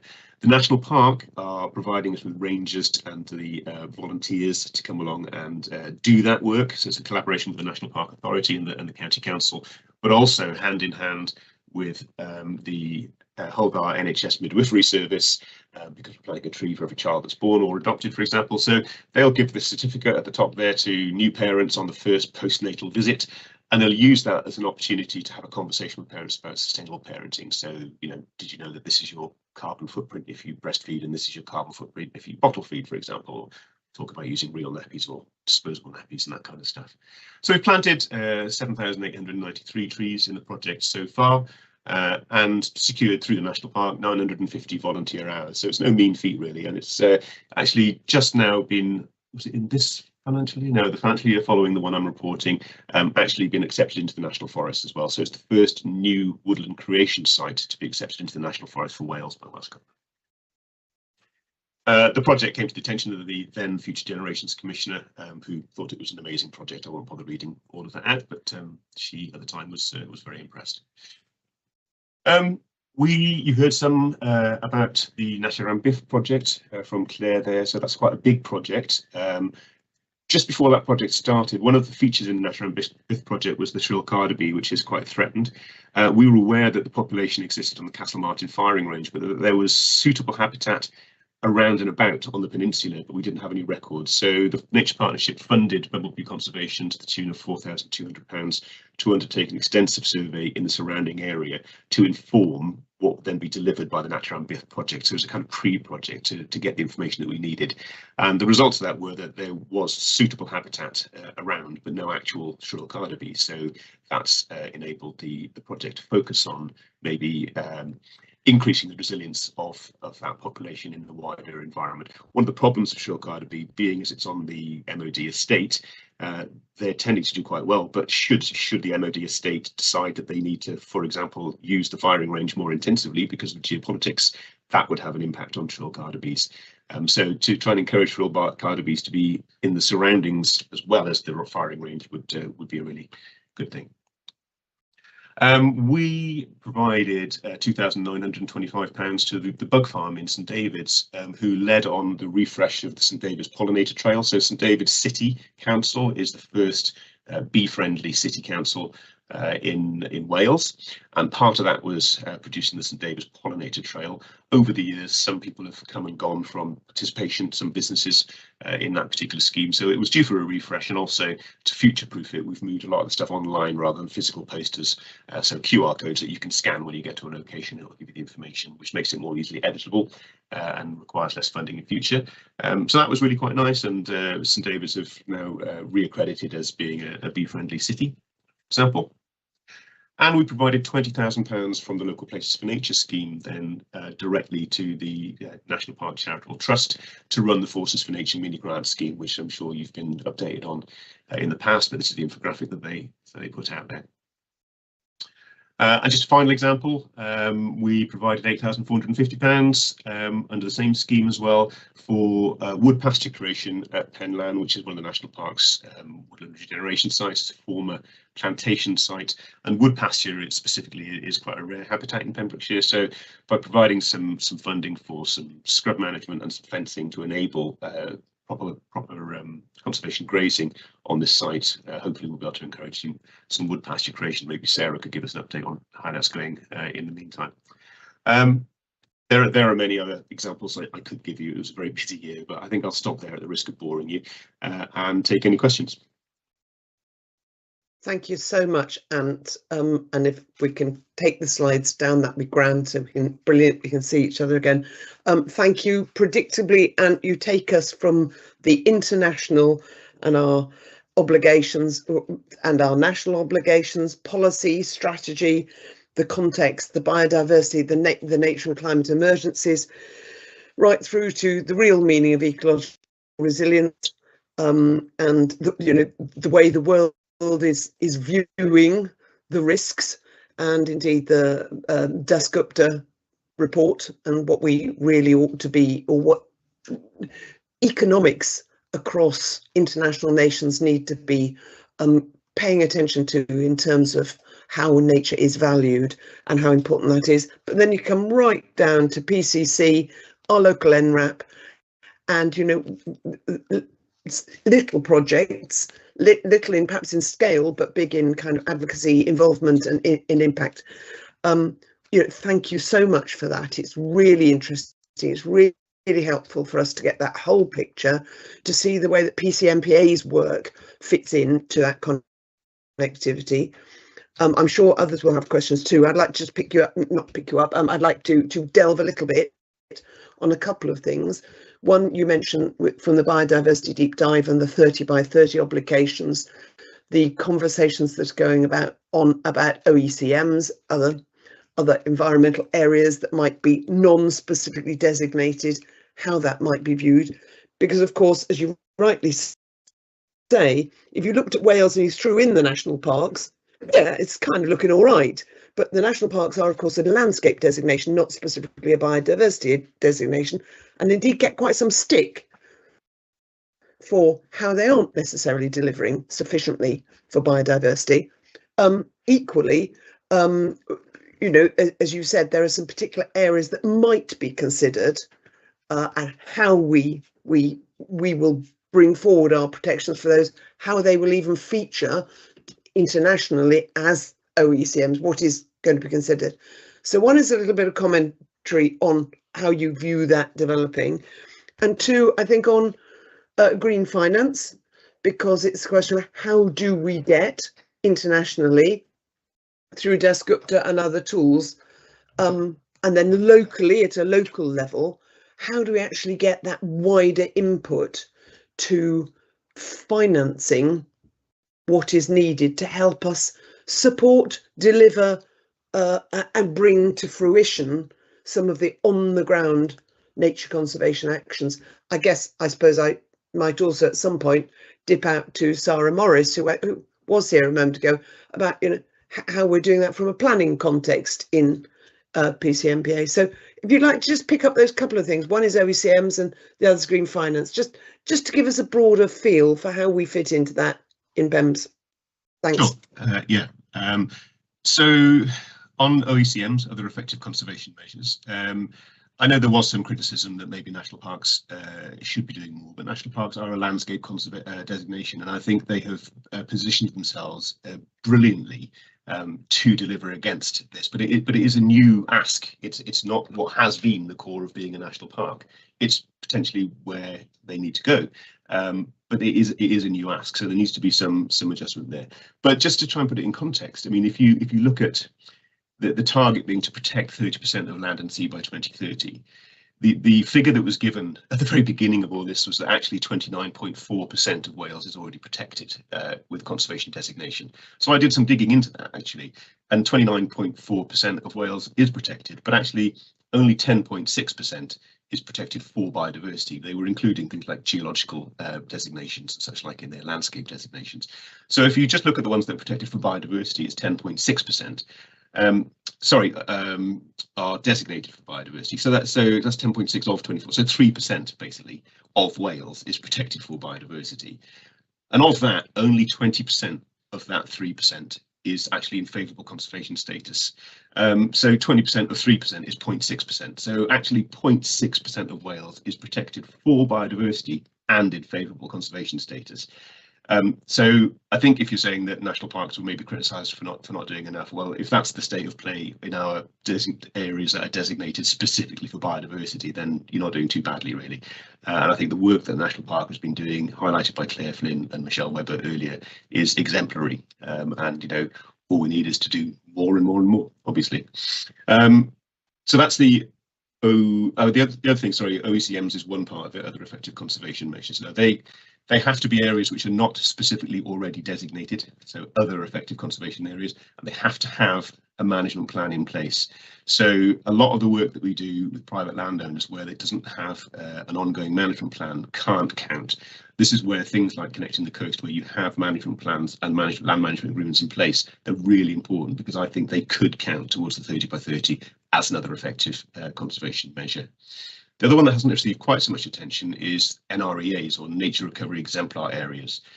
And there's a potential that a National Park Authority, for example, could be an NREA, in as much as, although the whole land mass of the national park isn't necessarily protected as a conservation measure, as an area, it does provide an exemplar of nature recovery, for example. That was that one. I noticed Councillor Bowen's got a hand up. Should we take a question before going on to the second question about finance? I'm guessing it'll be follow-on. Maureen, is that follow-on to this particular point, or shall I let Ant go on to green finance? It's not a follow-on, Rosie. Okay, so I'll let Ant carry on to green finance, then we'll come back to you. Yep, thank you. Okay, so the question about green finance, how do we finance all this stuff?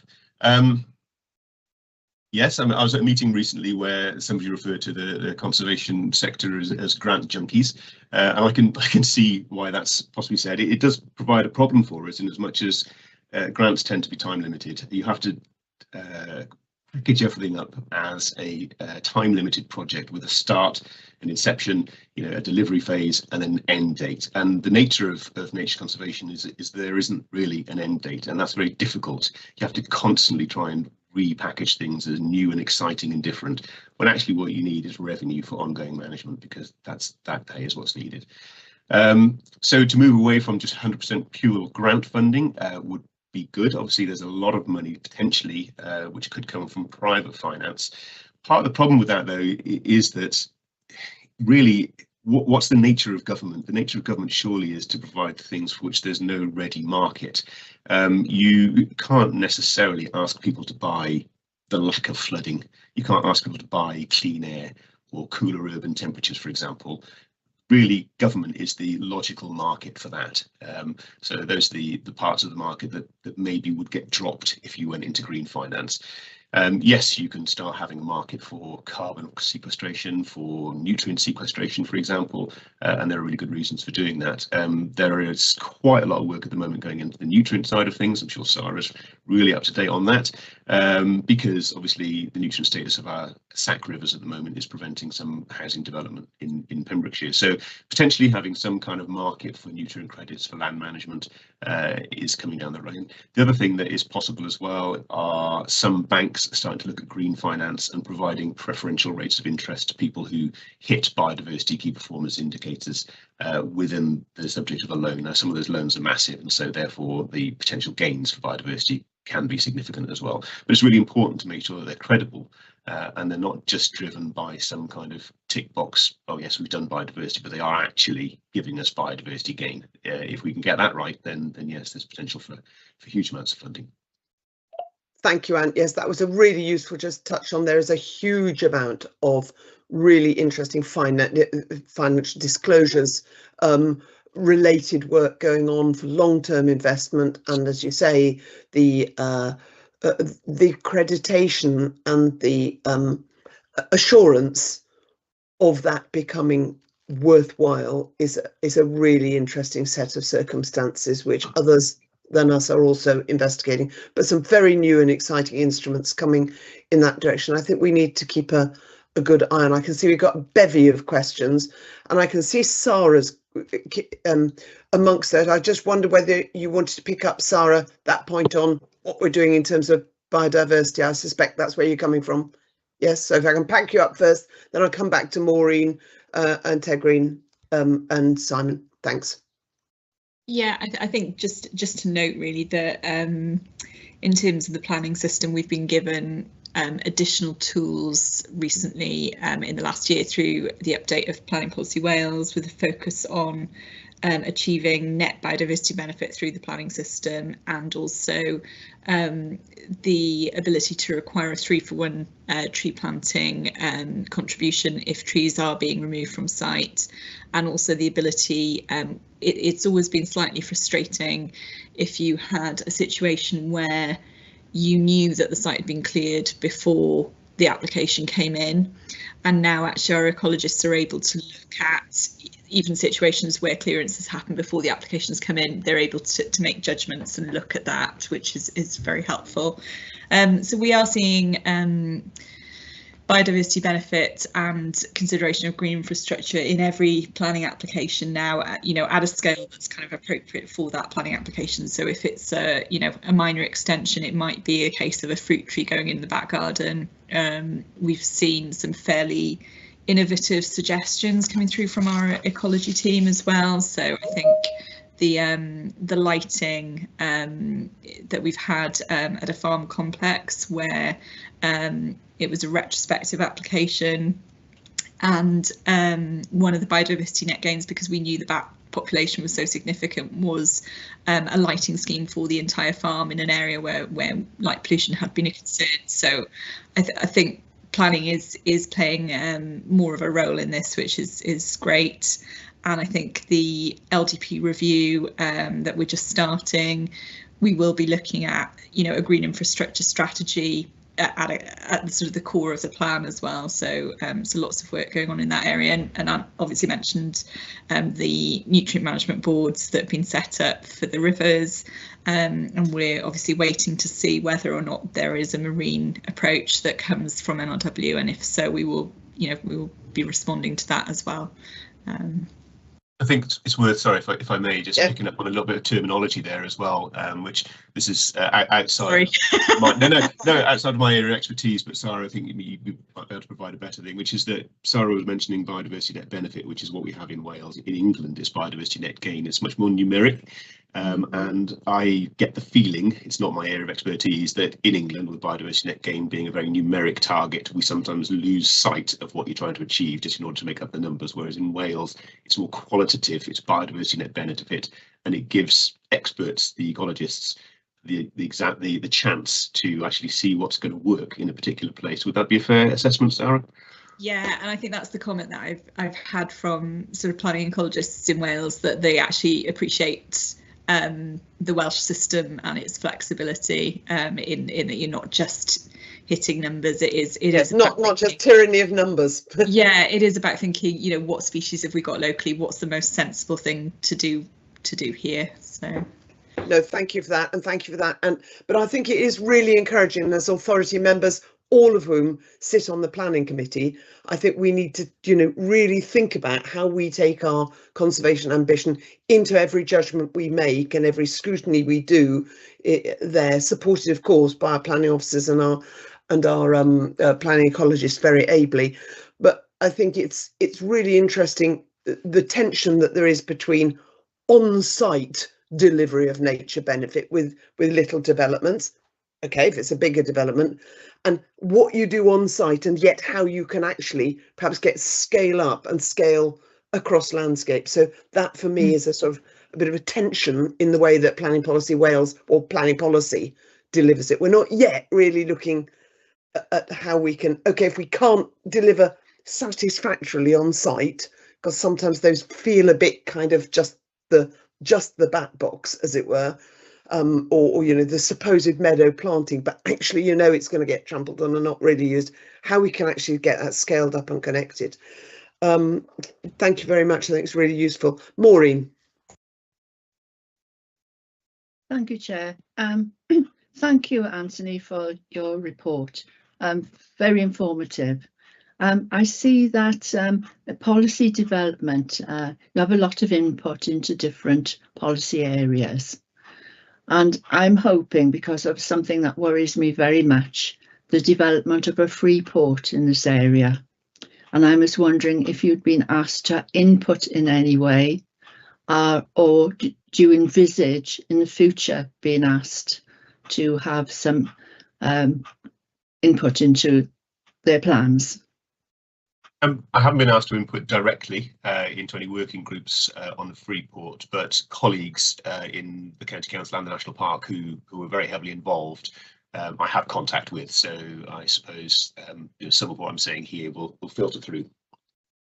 Thanks very much for raising that, Maureen. Interesting. And to be fair, of course, we have tended, although you brought us to it, of course, and very ably, and as have others, we've tended to be a little bit terrestrial focused. We do dip out into rivers and river catchments and nutrient management. We haven't really talked today a lot about, you know, the whole, the coastal marine, which is of course hugely important to us too, and that wider interplay about what goes on in the land and how it impacts the sea, and our marine protected zones as well, and how we expand and improve marine, which is a much more tricky area even to do the kind of work and the surveys on, but let's take that for another time. Simon. Yeah, thanks. I just wanted to thank Ant for a really comprehensive report. It was very, very interesting indeed. And actually, look at the scale of resources. I think the partnership is accomplishing a tremendous amount. But again, if only it could be over a guaranteed period of time to give you the certainty of resource in order to undertake longer term projects. That's something that we could all only sort of aspire to. Just looking at the number, you've got 27 organisations in part of the partnership, and I think it says in page 61 of our report or something that you've got 380 individuals. Is that a combination of paid members of staff and also volunteers? And I noticed that your social media print is very, very low, only just over 1,000 people. So is that something you'd want to positively encourage in terms of having a greater impact on social media, or do you not want to sort of advertise it too much because you've got sort of capacity issues in terms of being able to sort of cope with greater numbers of inquiries, that sort of thing? So you've got your finger exactly on the pulse there, Councillor Hancock. Yes. So firstly, in terms of who those 300 and however many it was people are, they are the people who are signed up to our mailing lists to regularly receive updates. Most of those will be either practicing professionals, so paid members of staff of partner organisations, for example, but an awful lot of them will be, in Pembrokeshire, we're blessed with an awful lot of kind of retired naturalists who have had long careers and a huge amount of expertise, and they give their time freely and expertise. And, you know, really at very short notice, I can convene a working group on, you know, you name it, you find any little species somewhere and I'll find somebody who knows about it and be able to draw down that expertise. So it's people, sometimes they're still practicing, sometimes they're not, sometimes they're volunteers, sometimes they're retired, but those are the people who regularly receive updates from me, and basically they will ignore the ones that they aren't interested in, and then pop their hand up when something catches their attention.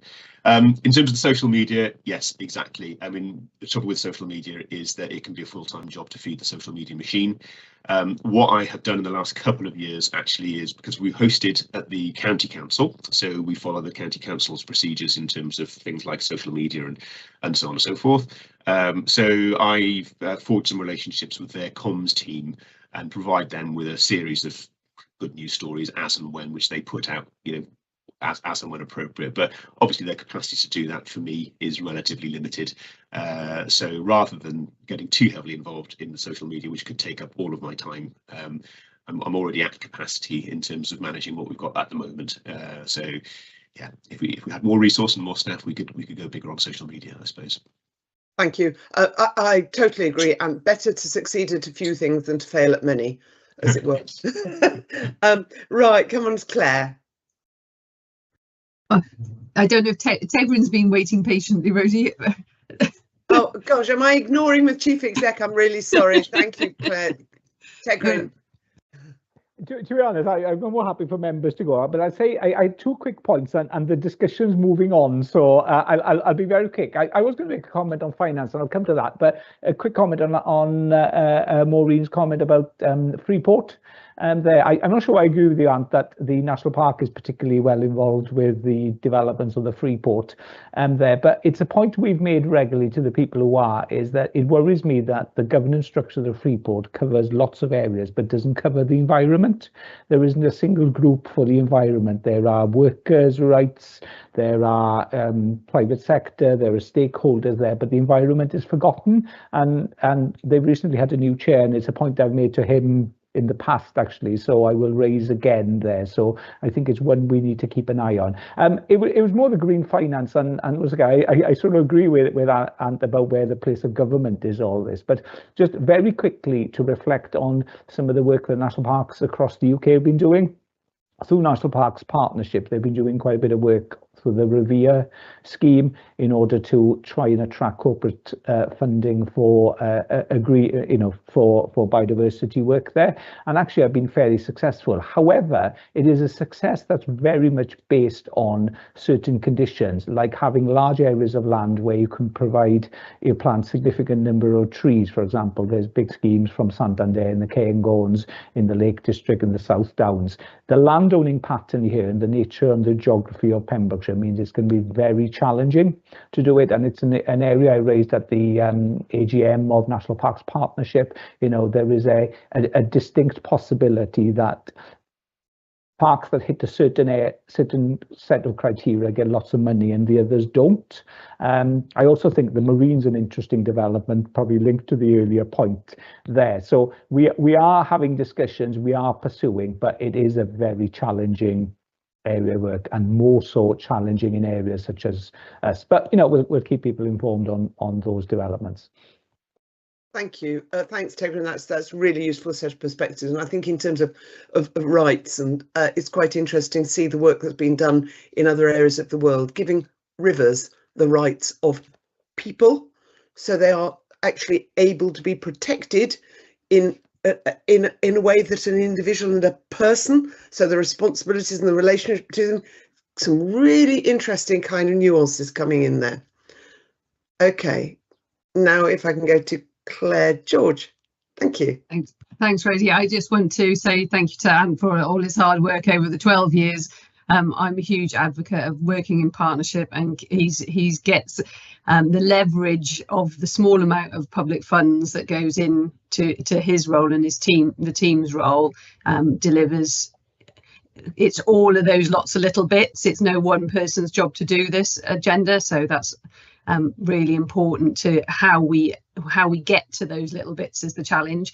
The question is around, is Rachel Carter from One Voice Wales working with you? Because town and community councils have got their local places for nature funds as well, so there's that leverage, and I think the continuity of how we keep those small amounts of money going. I'm conscious that even in my own community council, we put in something and then we kind of walk away from it. So how do we maintain that investment that's made?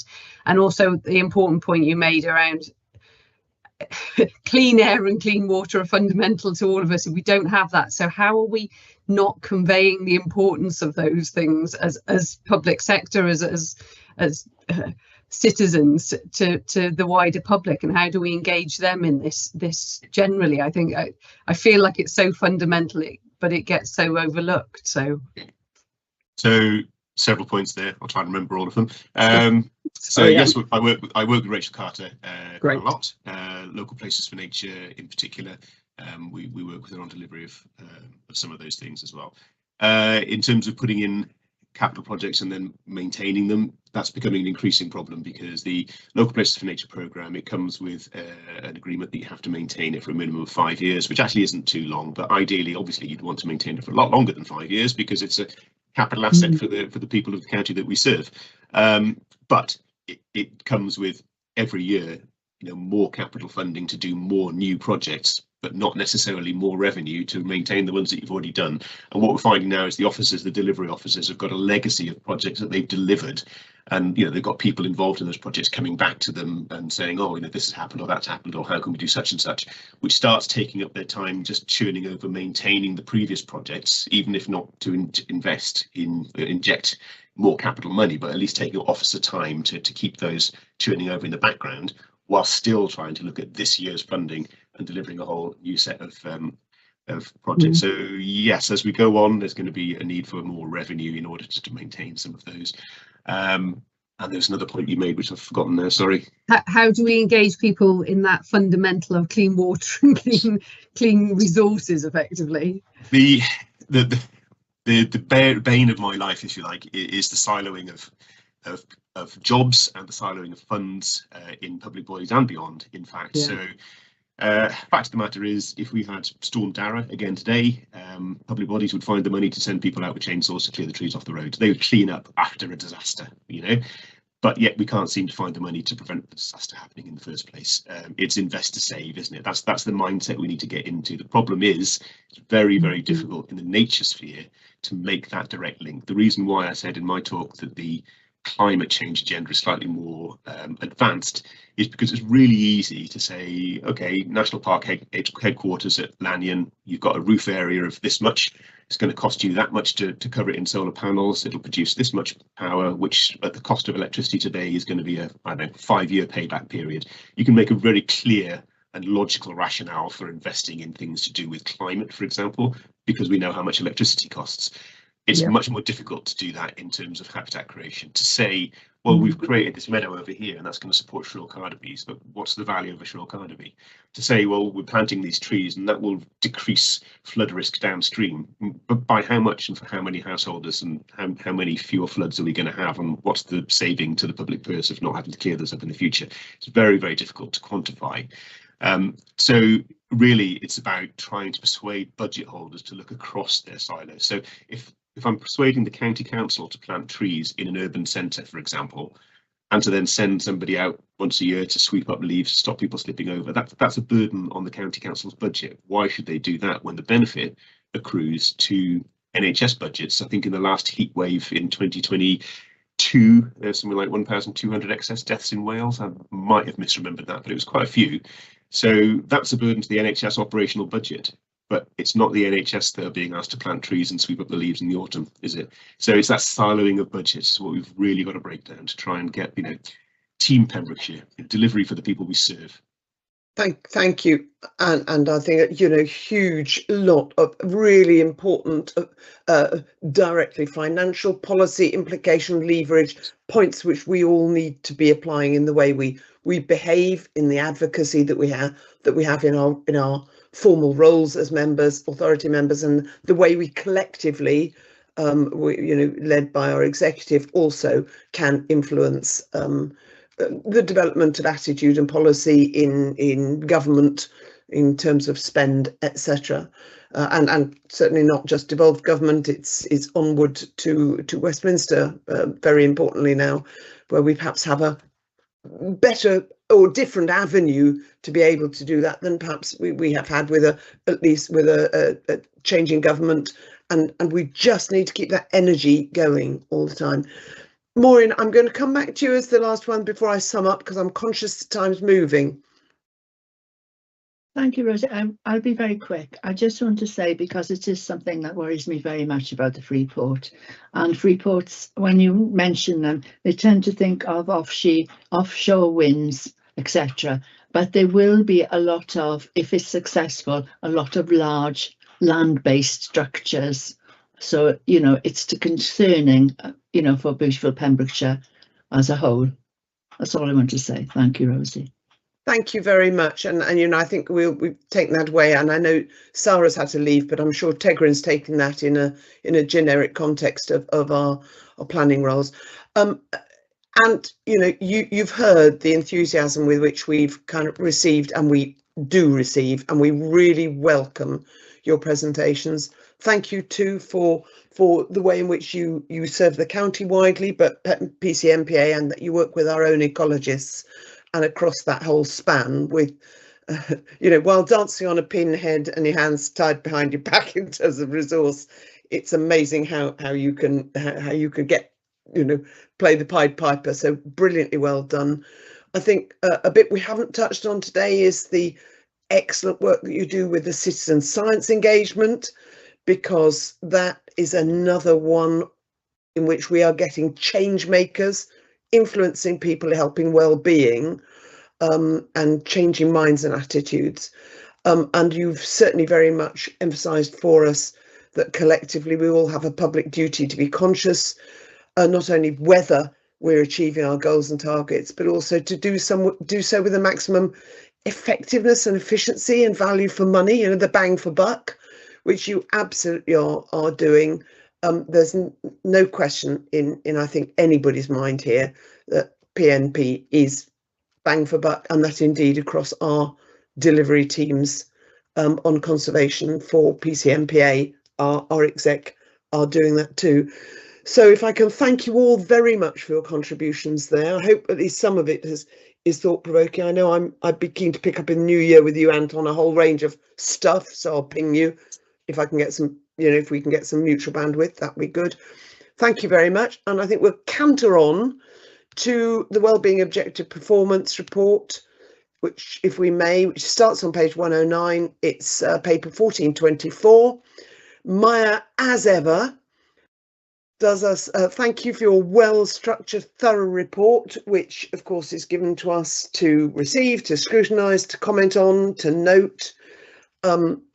Taking the papers, which I know you always do, we've taken the papers as read. It's really helpful that you've given us that summary with key highlights and intro, and so much here that we could deep dive into. But before we go deep diving in anywhere, are there points that you'd like us particularly to focus on, or any introduction that you'd like to give? We're really grateful for the work you do on this. Thank you, Maya. Thank you, Chair. So, as previously noted, the performance report sets out the authority's performance against its 4 wellbeing objectives set out in our corporate and resources plan. It outlines progress against priority indicators, projects and internal development activities identified in the authority's delivery plans. The following report presents the performance up to date up to 31st of October and includes Q2 statistics for some measures. I've done an initial review and update of the RAG explanation. However, some further review and communication with staff is needed, and I'll look to do that over Q4. The introduction report provides summary of key developments of areas where we key developments and also areas where we are behind across our wellbeing objectives. Due to time, I won't go through the different areas, but I'm happy to answer any members' questions, or if I don't have the relevant information, I'll get in contact with the relevant officers. I would note there is a number of areas perhaps where we have now moved into amber, some of those in terms of decarbonisation due in part due to capacity issues with officers, and some areas where we're affected in part by planning considerations. So, for example, the Carew project has gone for SAM consent, or certain things around the Traeth Mawr project. So we have seen in some areas, or some areas where perhaps further work is needed, or there's some resourcing issues around kind of action plans in different areas. So I'll pass over to members. Yes, thank you very much for that, Maya. And I don't think we should be afraid of being in amber or indeed in red, because if we're only ever green, it implies to me we're just not setting ourselves the right goals and stretching ourselves. So clearly we should pay attention to them. We always do, and you do, but we shouldn't sort of go ooh because it's part of what we need to do. You've given us some really interesting stats and a really interesting kind of coverage. I think it's encouraging to see, for example, the shift in the EV charging sessions used. You know, that's really interesting. Is that trajectory going to go on? I'd be interested to know a little bit more about the Coast Path Climate Risk Assessment tender, and I wasn't quite sure whether that was, I sort of presumed it is, but different from the Climate Change Risk Assessment Resilience Plan report. But, you know, so that was a sort of area of question for me. And likewise, I think those of us who went to the 10B Protected Landscapes meeting and heard, you know, some fabulous speakers there in terms of diversity too, and became more familiar with the term global majority.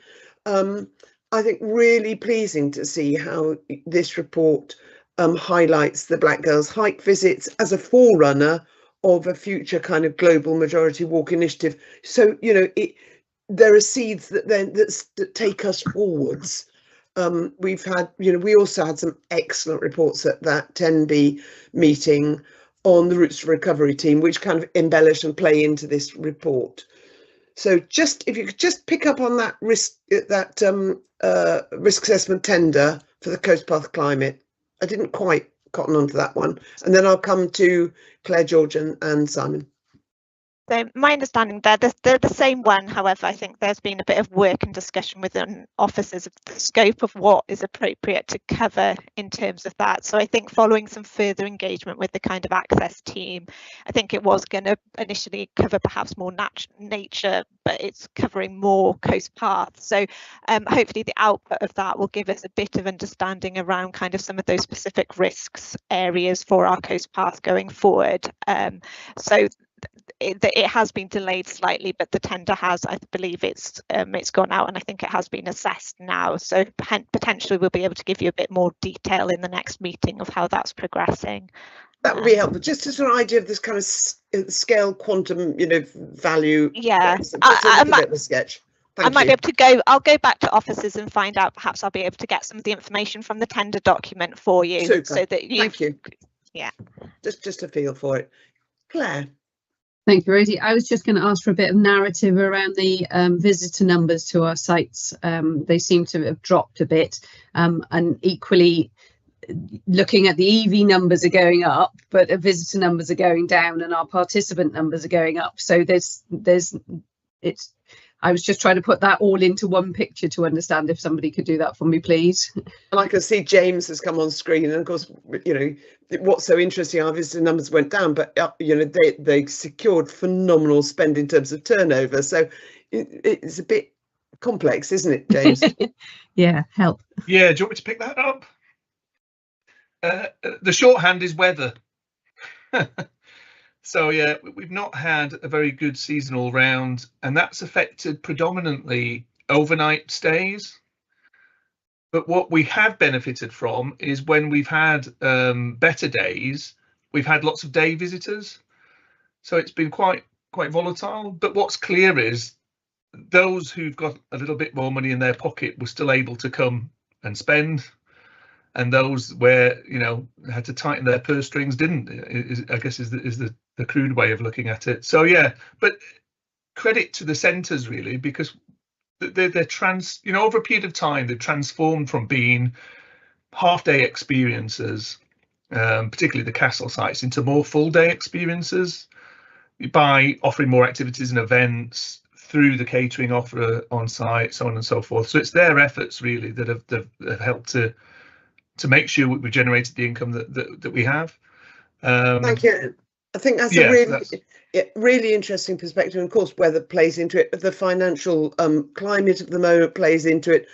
You know, us asking ourselves, does that mean that we're now not reaching some of those areas of population in terms of diversity, economic positioning that we really want to as a park. So that, I think, some really soul searching there, but absolute credit to the our centres, as it were, who, as you say, you know, the length of the length of stay, the dwell time, as it is in the trade, is really key for how you are able to make that a better experience for everybody and more engrossing, but also turn your tills a little bit, which is vital. We know, you know, Audit Wales are continually urging us to be more commercial with one hand.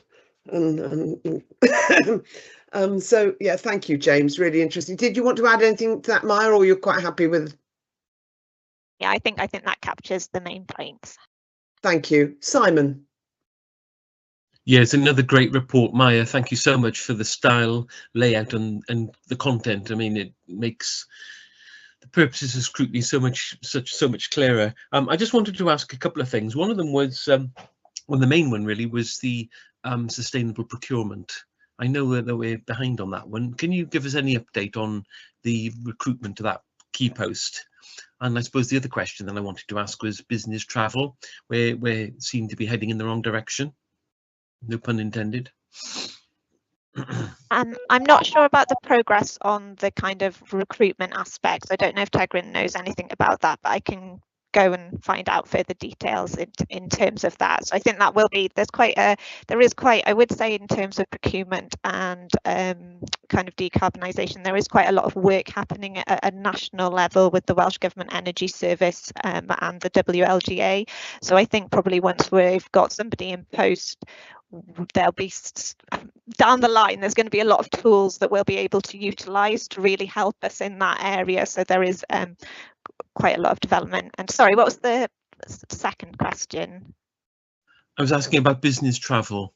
Yeah, so I think yeah. One of the when we started doing our recording on emissions, it was very much during COVID, and I think now you're seeing a more return to kind of existing levels. So I think that for us, it's kind of a really interesting one for us to kind of explore. Are we seeing more people moving from not having virtual meetings to having in-person meeting? When is that important? You know, when does that work well? Considerations as well about where you've got grey fleet, the fact that the majority of our staff will have diesel or petrol cars, so that can impact on emissions. And also we will have certain things such as Europark conferences, which can suddenly, if it involves a flight, we'll suddenly see a massive peak. So there's kind of quite a lot about thinking about when do we engage externally. Some of those ones outside a county can be really important for staff development. There are challenges when you're looking at things around rail transport in particular for some of those longer ones, particularly from Pembrokeshire. In some cases it's simply not feasible. So I think that that's kind of, with the exploration of the travel policy, it will be also us looking at how that policy is implemented going forward. So it's easy to have an aspiration, but how you test that and how staff are actually interacting and monitoring that will be important. I think Tegrin wants to come in. Yeah, really helpful, but really helpful explanation there, Maya, because you see that trajectory. Thank you. Tegrin. Yeah, on the decarbonisation post, I think we're making some changes to it because it appears as if we're struggling to keep staff in this area. So I hope we will resolve that issue in the next couple of weeks, actually, in the new year, really, and have somebody there in order to take some of that work forward. Thank you. Another couple of points from me. I noticed that there's going to be the new estate policy and strategy on the authority's assets. Will that come to the NPA for review? As mentioned on page 126 in the top row. I think because of the nature of the policy, it will go to NPA due to the nature, because the asset policy has traditionally gone. I think probably as well, it may be beneficial if we do some pre-consultation with members on it in advance. So I'll talk to Jess about those so that you're able to provide comments in advance and they can be applied and addressed prior to it coming to NPA. Thank you. That's I think on several scores. One, I wasn't sure whether the anticipated changes would be material in relation to what our previous scheme was. So you could say, well, if they're not material, then it doesn't tend to come back to the authority. But I think given the interplay of estate and decarbonisation of some of our areas of interest, and because of the changes in membership, it's good to have a look at things. But I absolutely endorse, as you say, as we did with the procurement, etc. And we didn't perhaps quite get to with the safeguarding policy, which we saw at last NPA. The pre-consultation makes a lot of sense. You can iron out some of the bits beforehand. Thank you. I wasn't sure whether the green room featured anywhere. It's such a core issue for us in so many different respects. I didn't sort of pick up where it interplayed with any of our performance, and you know, you might want to come back on that one if it's not a simple one to deal with. And I noticed the obviously the red rag on page 145. I don't know who or where the responsibility for considering that external funding kind of lands, who the owner is. Tegrin, you might want to come in on a couple of points there. Yeah, green room, I believe work is due to start in the new year. Really, I've got special dispensation to use it on the 10th of January, but after that, apparently that's it. There, so okay. There. Although, you know, reflecting members' views, there obviously the consequence of that is that meetings will be online, but we are trying to identify a number of workshops which will be face-to-face and provide you with the opportunity to continue to meet over. Yeah. Thank you. It was sort of more kind of where it featured. It's such a such a significant impact for us. Where does it feature in our overall well-being objective? Because it could kind of play into several areas, and I just wasn't sure there. Thank you. And then that other one was simply in the funding rag rating. Yeah, I would probably say in terms of the green room, where it will feature is in terms of your decarbonisation results in terms of it. So I think that's probably, I would say, probably on the more well-being objective. I think probably it fits more within our assurance kind of consideration from audit and corporate. So they're probably yes, in terms of its delivery, but more well-being impacts. Yeah, quite a lot. Thank you, Maya. That's fine. And I think it's that in terms of the winter community engagement, or was that one, or was it in relation to the volunteer? It was the red rag EIL 13 on page 145. So we previously did there was an experiences for all project, and I think that some of that came out about kind of future actions around engagement. So I think responsibility will really sit with the head of engagement and inclusion to work with the fundraising team to identify fundings or potential ways of that being right, so it's Libby. Yeah. Thank you very much. I don't see any further questions coming forward, and I think we've had a really good meeting, and everybody's had a kind of interesting opportunity to consider these brilliant reports. I think we've received them, we've scrutinised them, we've poked and kicked the tyres. Can I just thank all the contributors for excellent papers, for their work through the year. It is honestly a privilege to chair this particular committee and for all of us to be members of it, I think, because the outputs from it are so tangible, measurable, positive, but also qualitative as well as quantitative.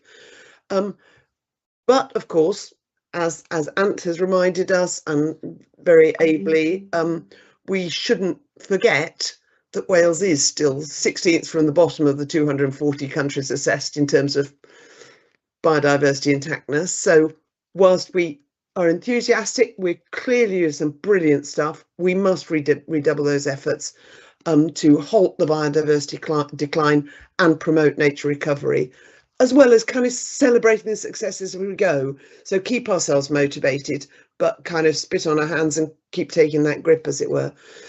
Our next meeting will be on Wednesday, the 15th of January. Cool. Doesn't this world spin? Is it the world spinning faster? I'm sure it is.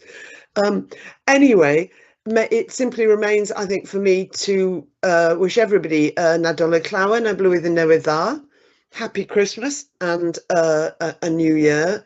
And diolch yn fawr iawn. Thank you very much indeed for all your contributions, everybody.